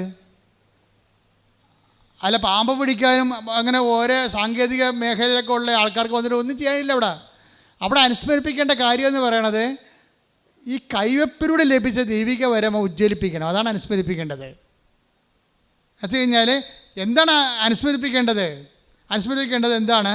എൻ്റെ കൈവെപ്പിലൂടെ പറഞ്ഞ് എന്റെ കൈവെപ്പിലൂടെ നിനക്ക് ലഭിച്ച ദൈവിക വരം. അതാ പ്രശ്നം. ശുശ്രൂഷ ചെയ്യണമെന്നുണ്ടെങ്കിൽ, സ്കിൽഫുൾ ശുശ്രൂഷ ചെയ്യണമെന്നുണ്ടെങ്കിൽ, അല്ലാതെ സൈക്കോളജി പോയി പഠിച്ചിട്ട് കൗൺസിലിംഗ് കൊണ്ടുവന്ന് ശുശ്രൂഷ ചെയ്യാൻ പറ്റത്തില്ല. അത് വരത്തിലാണ് ഇരിക്കണത്. ഇവിടെ സഭയെ ശുശ്രൂഷിക്കാനാണ് ഉദ്ദേശിക്കണമെന്നുണ്ടെങ്കിൽ എൻ്റെ കൈവെപ്പിലൂടെ പറഞ്ഞേ എന്റെ കൈവെപ്പിലൂടെ നിനക്ക് ലഭിച്ചിട്ടുള്ള ദൈവിക വരത്തെ ഉജ്ജ്വലിപ്പിക്കണം. അപ്പം നമ്മൾ ദൈവത്തിൻ്റെ കൃപ നിൽക്കുന്ന വരത്തിൻ്റെ അടയാളത്തിലാണ്. ഗ്രേസാണ്, കൃപയാണത്. ഈ കൃപയെ നമ്മൾ ലഭിക്കാൻ വേണ്ടിയുള്ള എൻട്രൻസ് ആയിട്ടാണ്, അതിൻ്റെ അടിസ്ഥാനമായിട്ടുള്ള ഒരു സ്ട്രക്ചറായിട്ട് നമ്മൾ ഒരു കൂദാശ സ്വീകരിക്കണത്. ഇപ്പം കൂദാശ സ്വീകരിക്കുമ്പോൾ ആ കൂദാശയുടെ കൃപയുടെ സംരക്ഷണം നമുക്ക് ലഭിക്കും. പക്ഷെ കൂദാശയുടെ സംരക്ഷണം ലഭിക്കണമെന്നുണ്ടെങ്കിൽ ആ സംരക്ഷണ മേഖല റേഞ്ചുള്ള സ്ഥലത്ത് തന്നെ നീ നിൽക്കണം. അല്ല, ഒരു ജീവിത പങ്കാളി ഉള്ളപ്പോൾ വേറെ ജീവിത പങ്കാളിനെ തോണ്ടാനും നോക്കാനും പഴയ പ്രേമങ്ങളൊക്കെ കുത്തി ഉണർത്താനും അവിടെ ചെന്നിട്ട് അവരെ വിളിക്കാനൊക്കെ തുടങ്ങിക്കഴിഞ്ഞാൽ ഉടനെ ഈ കൃപാവരം നിനക്ക് നഷ്ടപ്പെടും. പലരും ആൾക്കാരെ വന്നിട്ട് വിവാഹം കഴിക്കണത് ദൈവത്തെ വഞ്ചിക്കാൻ വേണ്ടി കച്ചകെട്ടി എടുത്ത് ഇറങ്ങിയിരിക്കുക. ഈ വഞ്ചന എവിടെ കൊണ്ടേ അവസാനിപ്പിക്കും നമ്മൾ? ഞാൻ മാതാവിനെ നേരിട്ട് കണ്ട ആളാണ്. അതുകൊണ്ട് ഒരു പെലിച്ചാഴിയും രക്ഷപ്പെടുത്തുന്നത് എനിക്കറിയാം. കാര്യം ദൈവത്തെക്കുറിച്ച് നിങ്ങൾക്ക് ഐഡിയ ഇല്ല, ദൈവത്തെ നിങ്ങൾ വിശ്വസിക്കണില്ല. അതുകൊണ്ടാണ് പഴയ പ്രേമത്തിന് അത് തേച്ചിട്ട് വന്നിട്ട് പുതിയ ആളെ കല്യാണം കഴിച്ചിട്ട് ഒന്ന് പെറ്റ് കഴിയുമ്പോൾ പിന്നെ പഴയ ആൾക്കാർ മൊബൈലിൽ വിളിക്കണ കാര്യം എന്താ? അവരാവശ്യമില്ലാത്ത അവരുള്ള സ്ഥലത്ത് സെമിനാറിന് പോവുക, അവരുള്ള സ്ഥലത്തേക്ക് അവരുടെ രാജ്യത്തേക്ക് ഒരു എന്തെങ്കിലും സ്റ്റഡി ടൂറും പറഞ്ഞ് പോവുക, പിന്നെ അവരുമായിട്ട് വെക്കേഷൻ കറങ്ങി നടക്കുക, എന്നിട്ട് ഗർഭനിരോധന ഗുളികകൾ ഉപയോഗിക്കുക. അപ്പോൾ ഇങ്ങനെയുള്ള അഭ്യാസങ്ങൾ കാണിച്ചു കഴിഞ്ഞാൽ നമ്മുടെ കൂദാശ ബലം നമ്മൾ ദൈവത്തെ പറ്റിക്കണം. അതുകൊണ്ടാണ് അത് ഉത്തരവാദിത്തമുള്ളതാണ് കൂദാശ ജീവിതം എന്ന് പറയുന്നത്. അല്ല, ആർക്കും തോന്നിയ മാസം പോലെ എങ്ങനെയും ജീവിക്കാൻ പറ്റത്തില്ല. കർത്താവിനറിയാം ഇതിൻ്റെ അകത്ത് ഫ്രോഡ് ഉണ്ടാകും. 90 പേര് 100 പേര് ഇതിൻ്റെ അകത്ത് വന്നാൽ അത് 80 ഫ്രോഡാകുമെന്ന് കർത്താവിനറിയാം. അതുകൊണ്ട് കർത്താവ് പറഞ്ഞ് ചെറിയ അജഗണമേ ഭയപ്പെടേണ്ട, പിതാവ് നിങ്ങൾക്ക് രാജ്യം കൽപ്പിച്ച് നൽകാൻ തരുമോ. അല്ലാത്തവനൊക്കെ ഇവിടെ കിടന്ന് ജീവിക്കട്ടെ, പട്ടി ചാണപടി ചത്തുപോവുകയും ചെയ്യും. ചെറിയ അജഗണമാണ് എപ്പോഴും കൃപയിൽ നിൽക്കുന്നത്. അപ്പം നമ്മളെ സംബന്ധിച്ചിടത്തോളം ഉടമ്പടിയിലുള്ളവർ ഉത്തരവാദിത്തപൂർവമായ കൗദാശ ജീവിതത്തിൻ്റെ പിന്തുടർച്ചയായിട്ടാണ് ഫാൻ ആൻഡ് ഫ്ലെയിംസ് എൻ്റെ കൈവെപ്പിലൂടെ പറഞ്ഞേ എന്റെ കൈവെപ്പിലൂടെ നിങ്ങൾക്ക് ലഭിച്ചിരിക്കണ ദൈവിക വരം വീണ്ടും ഉജ്ജ്വലിപ്പിക്കണമെന്ന് ഞാൻ ആഗ്രഹിക്കുന്നു. ഉടമ്പടി ചെയ്യണത് അതാണ്. നിന്റെ ജ്ഞാനസ്ഥാനത്തിലൂടെ ആയാലും നീ വിശ്വാസം സ്വീകരിച്ച ഒരു അവസ്ഥ, അതിനിപ്പോൾ ഒരു പ്രത്യേകമായ രീതി, നീ യേശുക്രിസ്തുവിൻ്റെ രക്ഷകനായിട്ട് സ്വീകരിച്ചു കഴിഞ്ഞാൽ തന്നെ നിൻ്റെ ആത്മരക്ഷയ്ക്ക് അച്ചാരമായി. അത് വിശ്വാസം മൂലമുള്ള നിൻ്റെ ജ്ഞാനസ്ഥാനമാണത്. പക്ഷേ അത് നീ എന്ത് ചെയ്യണം? അതൊരു കുടമ്പടിക്കാലം കഴിയുമ്പോൾ പിന്നെയും പഴയ പണ്ടേ പട്ടിച്ചെണ്ടെങ്കിൽ ഒരു പറഞ്ഞ പോലെ പോകരുത്. ആ കൃപയിൽ നിലനിൽക്കണം. അത് വീണ്ടും ഉജ്ജ്വലിപ്പിച്ച്, അത് പ്രോസസ്സ് പ്രക്രിയയാണത്. വീണ്ടും ഉജ്ജ്വലിപ്പിച്ചുകൊണ്ടിരിക്കണം. പ്രാർത്ഥിക്കുക, കർത്താവായ ദൈവമേ, അങ്ങനെക്ക് വിശ്വാസം നൽകിയിട്ടുള്ള വരങ്ങളെ ഉജ്ജ്വലിപ്പിക്കുവാൻ എന്നെ സഹായിക്കണമേ. വിശ്വാസ ജീവിതത്തില് എന്നെ ബലപ്പെടുത്തണമേ. വിശ്വാസ ജീവിതത്തെ ബലപ്പെടുത്താൻ വേണ്ടി ലോകത്തിന്റെ ആൾക്കാരെ വൈറ്റാമിൻസാണ് കൊടുക്കണത്, അല്ലേ? നമ്മൾ ഡോക്ടറിനൊക്കെ ചെല്ലുമ്പോൾ ഒരു ചുമയും കുരയൊക്കെ വന്ന് ന്യൂമോണിയ പനിയൊക്കെ വന്ന് പോകുമ്പോൾ ആശുപത്രി കിടന്നിട്ട് പോകുമ്പോൾ ഡോക്ടർ എന്ത് ചെയ്യും? അങ്ങേർക്ക് ലഭിച്ചിരിക്കുന്ന കുറച്ച് ടോണിക്സ് നമുക്ക് തരും ഫ്രീ ആയിട്ട്. എന്ന് കഴിഞ്ഞാൽ എങ്ങനെയാണ്? ഇത് 2 സ്പൂൺ വെച്ച് കഴിച്ചിട്ട് നിങ്ങൾ ഒരു നഷ്ടപ്പെട്ട ആരോഗ്യം വീണ്ടെടുക്കാൻ പറയും. അത് ശാരീരികമായ ആരോഗ്യമാണ്. നഷ്ടപ്പെട്ട ആത്മീയ ആരോഗ്യം വീണ്ടെടുക്കണമെങ്കിൽ എന്താ ചെയ്യേണ്ടത്? അതിനുള്ള ടോണിക്ക് വേറെയാണ്. അതിന് ബലം പ്രാപിക്കാനുള്ള ടോണിക്ക് വരും. ഇപ്പോൾ മെർലിൻ പറഞ്ഞത് എന്താണെന്നറിയാമോ? എൻ്റെ അമ്മുമ്മയും ഞാനുമായിട്ട് ഭയങ്കര സ്റ്റണ്ടാണ് വീട്ടിലെ. അമ്മുമ്മയും ഞാനും ഭയങ്കര ഇവർ തമ്മിൽ ഭയങ്കര ഏജ് ഗ്യാപ്പാണ്. ഇപ്പം ഞാനും അപ്പോച്ചനൊക്കെ ആയിട്ട് ഭയങ്കര ഏജ് ഗ്യാപ്പല്ലേ. ഞാൻ സിസ്റ്റർക്ക് ഇറങ്ങുമ്പോൾ അപ്പോച്ചൻ ജനിച്ചിട്ടില്ല. അപ്പം അത്രയും ഏജ് ഗ്യാപ്പുണ്ട്. ഏജ് ഗ്യാപ്പ് എപ്പോഴും ഒരു സഫറിങ്ങിൻ്റെ വിഷയമാണ്. അപ്പം അമ്മുമ്മ പറയണത് ഒന്നും മെർലിന് മനസ്സിലാകത്തില്ല. അമ്മുമ്മ പറയണത് ഒന്നും മനസ്സിലാകത്തില്ല. അമ്മുമ്മയും മെർലിനുമായിട്ട് ഇടിയാണ്. എന്നിട്ട് നടുക്ക് നിൽക്കണം അമ്മ നിന്ന് ചുറ്റിത്തിരിക്കുകയാണ്. ഇപ്പം മെർലിൻ അവനെൻ്റെ അടുത്ത് കഴിഞ്ഞപ്പോൾ എന്താ പറയണത്? അമ്മുമ്മ എന്ത് പറഞ്ഞാലും അമ്മുമ്മയെ എപ്പോഴും എന്നെ കുറ്റപ്പെടുത്തുകയേ ഉള്ളൂ. എപ്പോഴും എനിക്കെതിരെയാണ് അമ്മമ്മ സംസാരിക്കണത്. അല്ലാതെ ആ വായി നല്ലതൊന്നും വരത്തില്ല. പക്ഷേ ഞാൻ കർത്താവിൻ്റെ സ്നേഹത്തിൽ അമ്മമ്മയെ ഉൾക്കൊള്ളാൻ തീരുമാനിച്ചെന്ന്. ഇതാണ് വിഷയം. അതെന്ന് വെച്ചാൽ അമ്മമ്മയെ അണ്ടർസ്റ്റാൻഡ് ചെയ്യാനും ഉൾക്കൊള്ളാനും. ഇപ്പോൾ അപ്പനും പറഞ്ഞു, ഞാനും മെർലിൻ കൂടിയാണ് അമ്മയുടെ കാര്യങ്ങളൊക്കെ നോക്കണം. അമ്മയെന്നാണ് അയാൾ പറയണത്, അമ്മുമ്മയെന്നാണ് ഇവൾ പറയണത്. അവരുടെ കാര്യമൊക്കെ നോക്കണത് ഞാൻ അച്ഛനും കൂടിയാണ്. അപ്പം അങ്ങനെ നോക്കിക്കഴിഞ്ഞപ്പോൾ അവരെ അതിലൂടെ ബലപ്പെടുകയാണ് ചെയ്യണത്. നമ്മൾ ആത്മീയ ബലം ആ രീതിയിൽ വരണതാണ്. നമ്മുടെ സഹനം യേശുക്രിസ്തുവിൻ്റെ നാമത്തിൽ നമ്മുടെ ബലക്കുറവുകൾ ക്രിസ്തുവിൻ്റെ നാമത്തിൽ എടുക്കുന്ന വഴിയാണ് നമ്മൾ ബലം പ്രാപിക്കുന്നത്. അതാണ് കൊളോസ്യസ് 1:11 എടുത്ത്. കൊളോസ്യസ് 1:11 സന്തോഷത്തോടെ പറഞ്ഞു. സന്തോഷത്തോടെ എല്ലാം സഹിക്കുന്നതിനും എങ്ങനെയുണ്ട് പരിപാടി? എങ്ങനെയുണ്ട് പറയണ്ട? കേട്ടില്ലേ? സന്തോഷത്തോടെ എല്ലാം സഹിക്കുന്നതിനും ക്ഷമിക്കുന്നതിനും അവിടുത്തെ മഹത്വത്തിന്റെ പ്രാഭവത്തിനനുസൃതമായി സർവശക്തിയിലും നിങ്ങൾ ബലം പ്രാപിക്കട്ടെ. എന്തിനാണ് ഉടമ്പടി എടുക്കണമെന്ന് ചോദിച്ചു കഴിഞ്ഞാൽ ബലം പ്രാപിക്കാനാണ് എടുക്കണത്. ഉടമ്പടി എടുക്കണത് ബലം പ്രാപിക്കാനാണെങ്കിൽ ആ ബലം പ്രാപിക്കുന്നതിൻ്റെ ഉള്ളിൽ അതിൻ്റെ പ്രക്രിയയിൽ സഹനമുണ്ട്, ക്ഷമയും ഉണ്ട്. മനസ്സിലായില്ലേ? കുടുംബത്തിലുള്ള വിഷയങ്ങളുടെ മേലെ ഒരു സഹനവും ക്രിസ്തുവിൻ്റെ നാമത്തെ സ്നേഹത്തെ പ്രതി എടുക്കണം. പിന്നെന്താണ്? ഒരു ക്ഷമയുമുണ്ട്. ക്ഷമ എന്ന് പറയുന്നത് എന്താണ്? സഹനത്തിൻ്റെ ദീർഘക്ഷമ. സഹനം റിപ്പീറ്റ് ചെയ്യുന്നതിനാണ് ക്ഷമയെന്ന് പറയുന്നത്. ഇത് ആരുടെ പേരിലാണ്? ക്രിസ്തുവിൻ്റെ പേരിലാണ് എടുക്കുന്നത്. ഉടമ്പടി ഒരു ജീവിതമാണ്. അത് ഏറ്റവും കൂടുതലുള്ളത് അമ്മയ്ക്കാണ്. ക്രിസ്തു വരെ അമ്മയെ ഡിസോൺ ചെയ്യും. എന്തിനാണ് നിങ്ങൾ എന്നെ അന്വേഷിച്ചത്? ഞാൻ എൻ്റെ പിതാവിൻ്റെ കാലത്ത് വേപതനായിരിക്കേണ്ടവനാണ്, നിങ്ങൾക്ക് അറിയത്തില്ല എന്ന് ചോദിക്കുമ്പോൾ അമ്മ സഹനത്തോടെ ക്ഷമയോടെ ഹൃദയത്തിൽ സംഗ്രഹിക്കും, ബലം പ്രാപിക്കും. ദൈവത്തിൽ നിന്നുള്ള ഉടമ്പടിയുടെ പ്രാർത്ഥനകൾക്ക് ഉത്തരം താമസിച്ചാൽ പോലും ആ സഹനവും ക്ഷമയും നിങ്ങളെ ദൈവത്തിലുള്ള ബന്ധത്തിൽ ബലം പ്രാപിപ്പിക്കണം. ശ്രുതികട്ടെ ഹല്ലേലൂയ, ഹല്ലേലൂയ, ഹല്ലേലൂയ, ഹല്ലേലൂയ. യേശുവേ നന്ദി, യേശുവേ ആരാധന.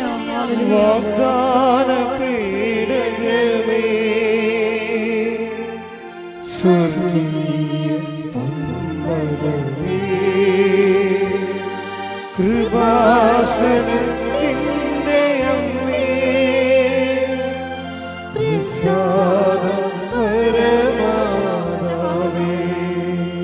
പരിശുദ്ധ പരമദിവ്യകാരുണ്യത്തിന് പരിശുദ്ധ പരമദിവ്യകാരുണ്യത്തിന് കൈ ഒരു ഇടത് കൈ നെഞ്ചത്ത് വെച്ച് വലത് കൈ ശിരസിൽ വെച്ചുകൊണ്ട് വ്യത്യസ്തങ്ങളായ മേഖലകളുടെയും രോഗസൗഖ്യ പ്രാർത്ഥനയ്ക്ക് വേണ്ടി നമുക്ക് പ്രാർത്ഥിക്കാം. ഓൺലൈനിലുള്ളവരും ഇതേ തന്നെ ക്രിയകൾ ചെയ്തുകൊണ്ട് ദൈവത്തിൻ്റെ സാന്നിധ്യം, കർത്താവിൻ്റെ വചനം ഇത്രയും നേരം കേട്ടതാണ്. ഉടമ്പടിയിൽ എങ്ങനെയാണ് പുരോഗമിക്കേണ്ടതെന്ന് നമ്മളെല്ലാം പഠിച്ചതാണ്. കർത്താവേ, അങ്ങയുടെ അവകാശവും അങ്ങയുടെ ഓഹരിയുമായിരിക്കുന്ന അങ്ങയുടെ സഭ അങ്ങേ നാഥനും രക്ഷകനെ ഏറ്റുപറഞ്ഞുകൊണ്ട് ശിരസിൽ അവരുടെ കൈകൾ വെച്ചിരിക്കുന്ന കർത്താവേ അവിടെ കൈകളെ കർത്താവ് നിന്റെ തിരുമുറുപാടുന്ന അണിപ്പെടുതാറുന്ന അത്ഭുത കൈകളായി മാറ്റണമെന്ന് പ്രാർത്ഥിക്കുന്ന കർത്താവേ, അടിപ്പിണർ പോലെ വൈതാക്കാലം ദൈവികമായ സത്യം അവർക്ക് ആവശ്യിക്കണമേ. ഉച്ചമുതൽ ഉള്ളംകാലം വരെ കർത്താവിൻ്റെ രക്തം പടരട്ടെ. എല്ലാ കൊസ്യങ്ങളിലും പെശുകളിലും രോഗാതിരമായ എല്ലാ പെശങ്ങളിലും കൊസ്യങ്ങളിലും കർത്താവിൻ്റെ രക്തം പടരട്ടെ. ലോർഡ് ജീസസ് ക്രൈസ്റ്റ്, സ്തുതിക്കട്ടെ. ഹല്ലേലൂയ. Suck with the precious blood, or in peace spirit, I command you in the name of Jesus Christ to be healed. സ്തുതിക്കട്ടെ. ഹല്ലേലൂയ, ഹല്ലേലൂയ, ഹല്ലേലൂയ, ഹല്ലേലൂയ. കൊണ്ട് വീണ്ടും വീണ്ടും മഹത്വപ്പെടുത്തണമേ, ഞങ്ങളെ സാക്ഷികളാക്കി ഉയർത്തണമേ. ഹല്ലേലൂയ. ഒരുമിച്ച് പാടാം. സ്തുതിക്കട്ടെ. ഹല്ലേലൂയ.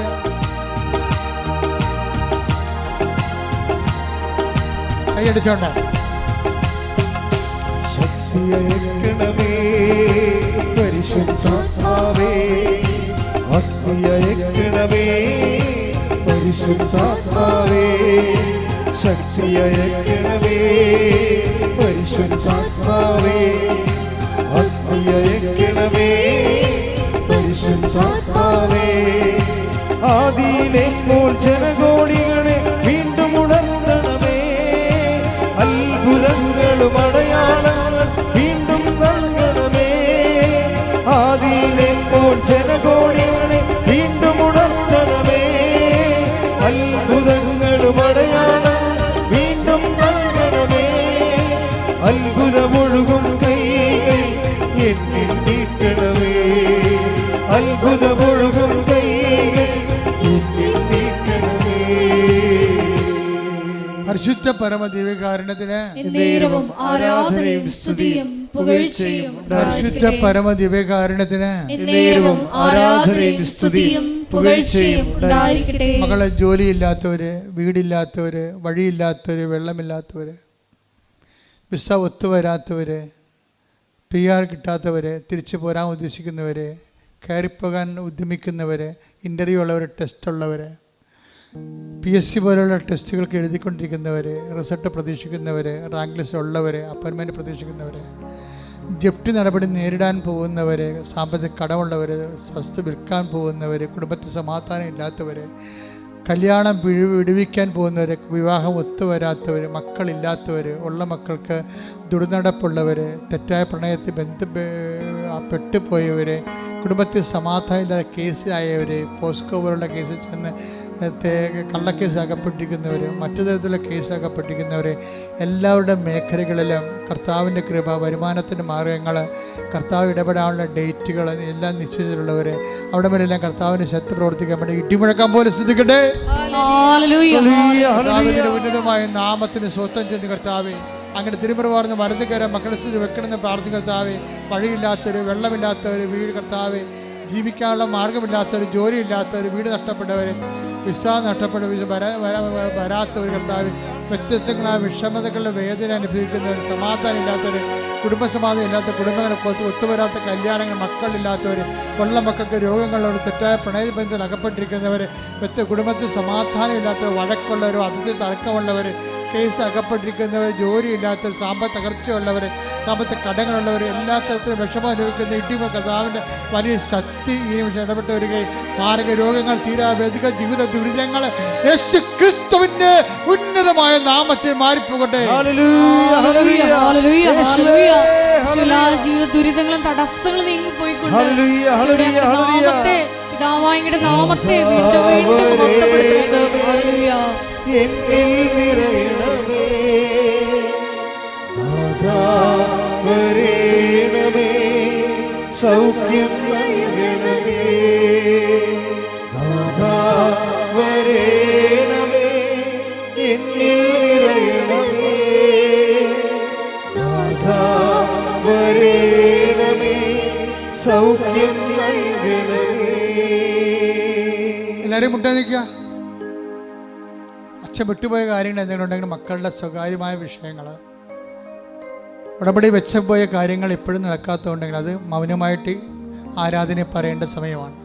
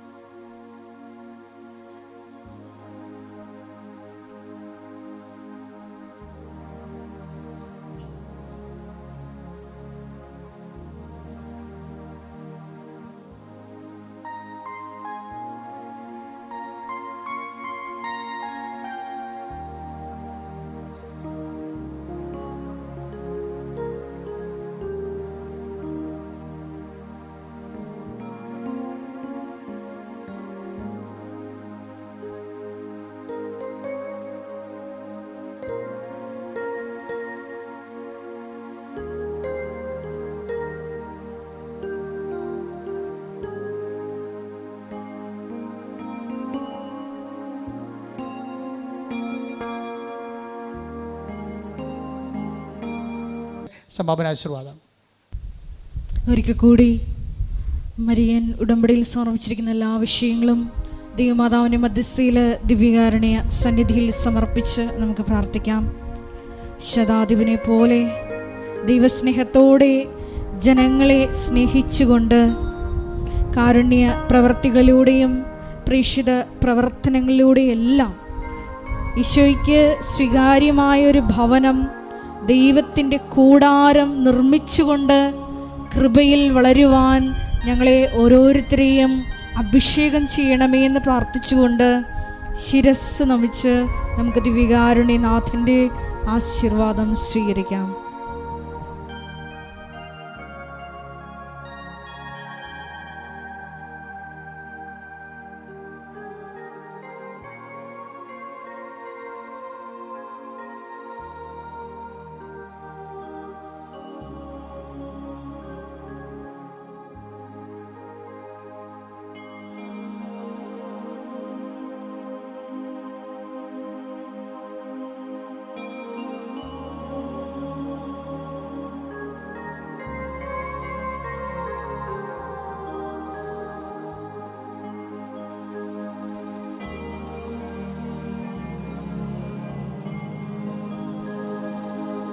പരിശുദ്ധ പരമമാം ദിവ്യകാരുണ്യമേ,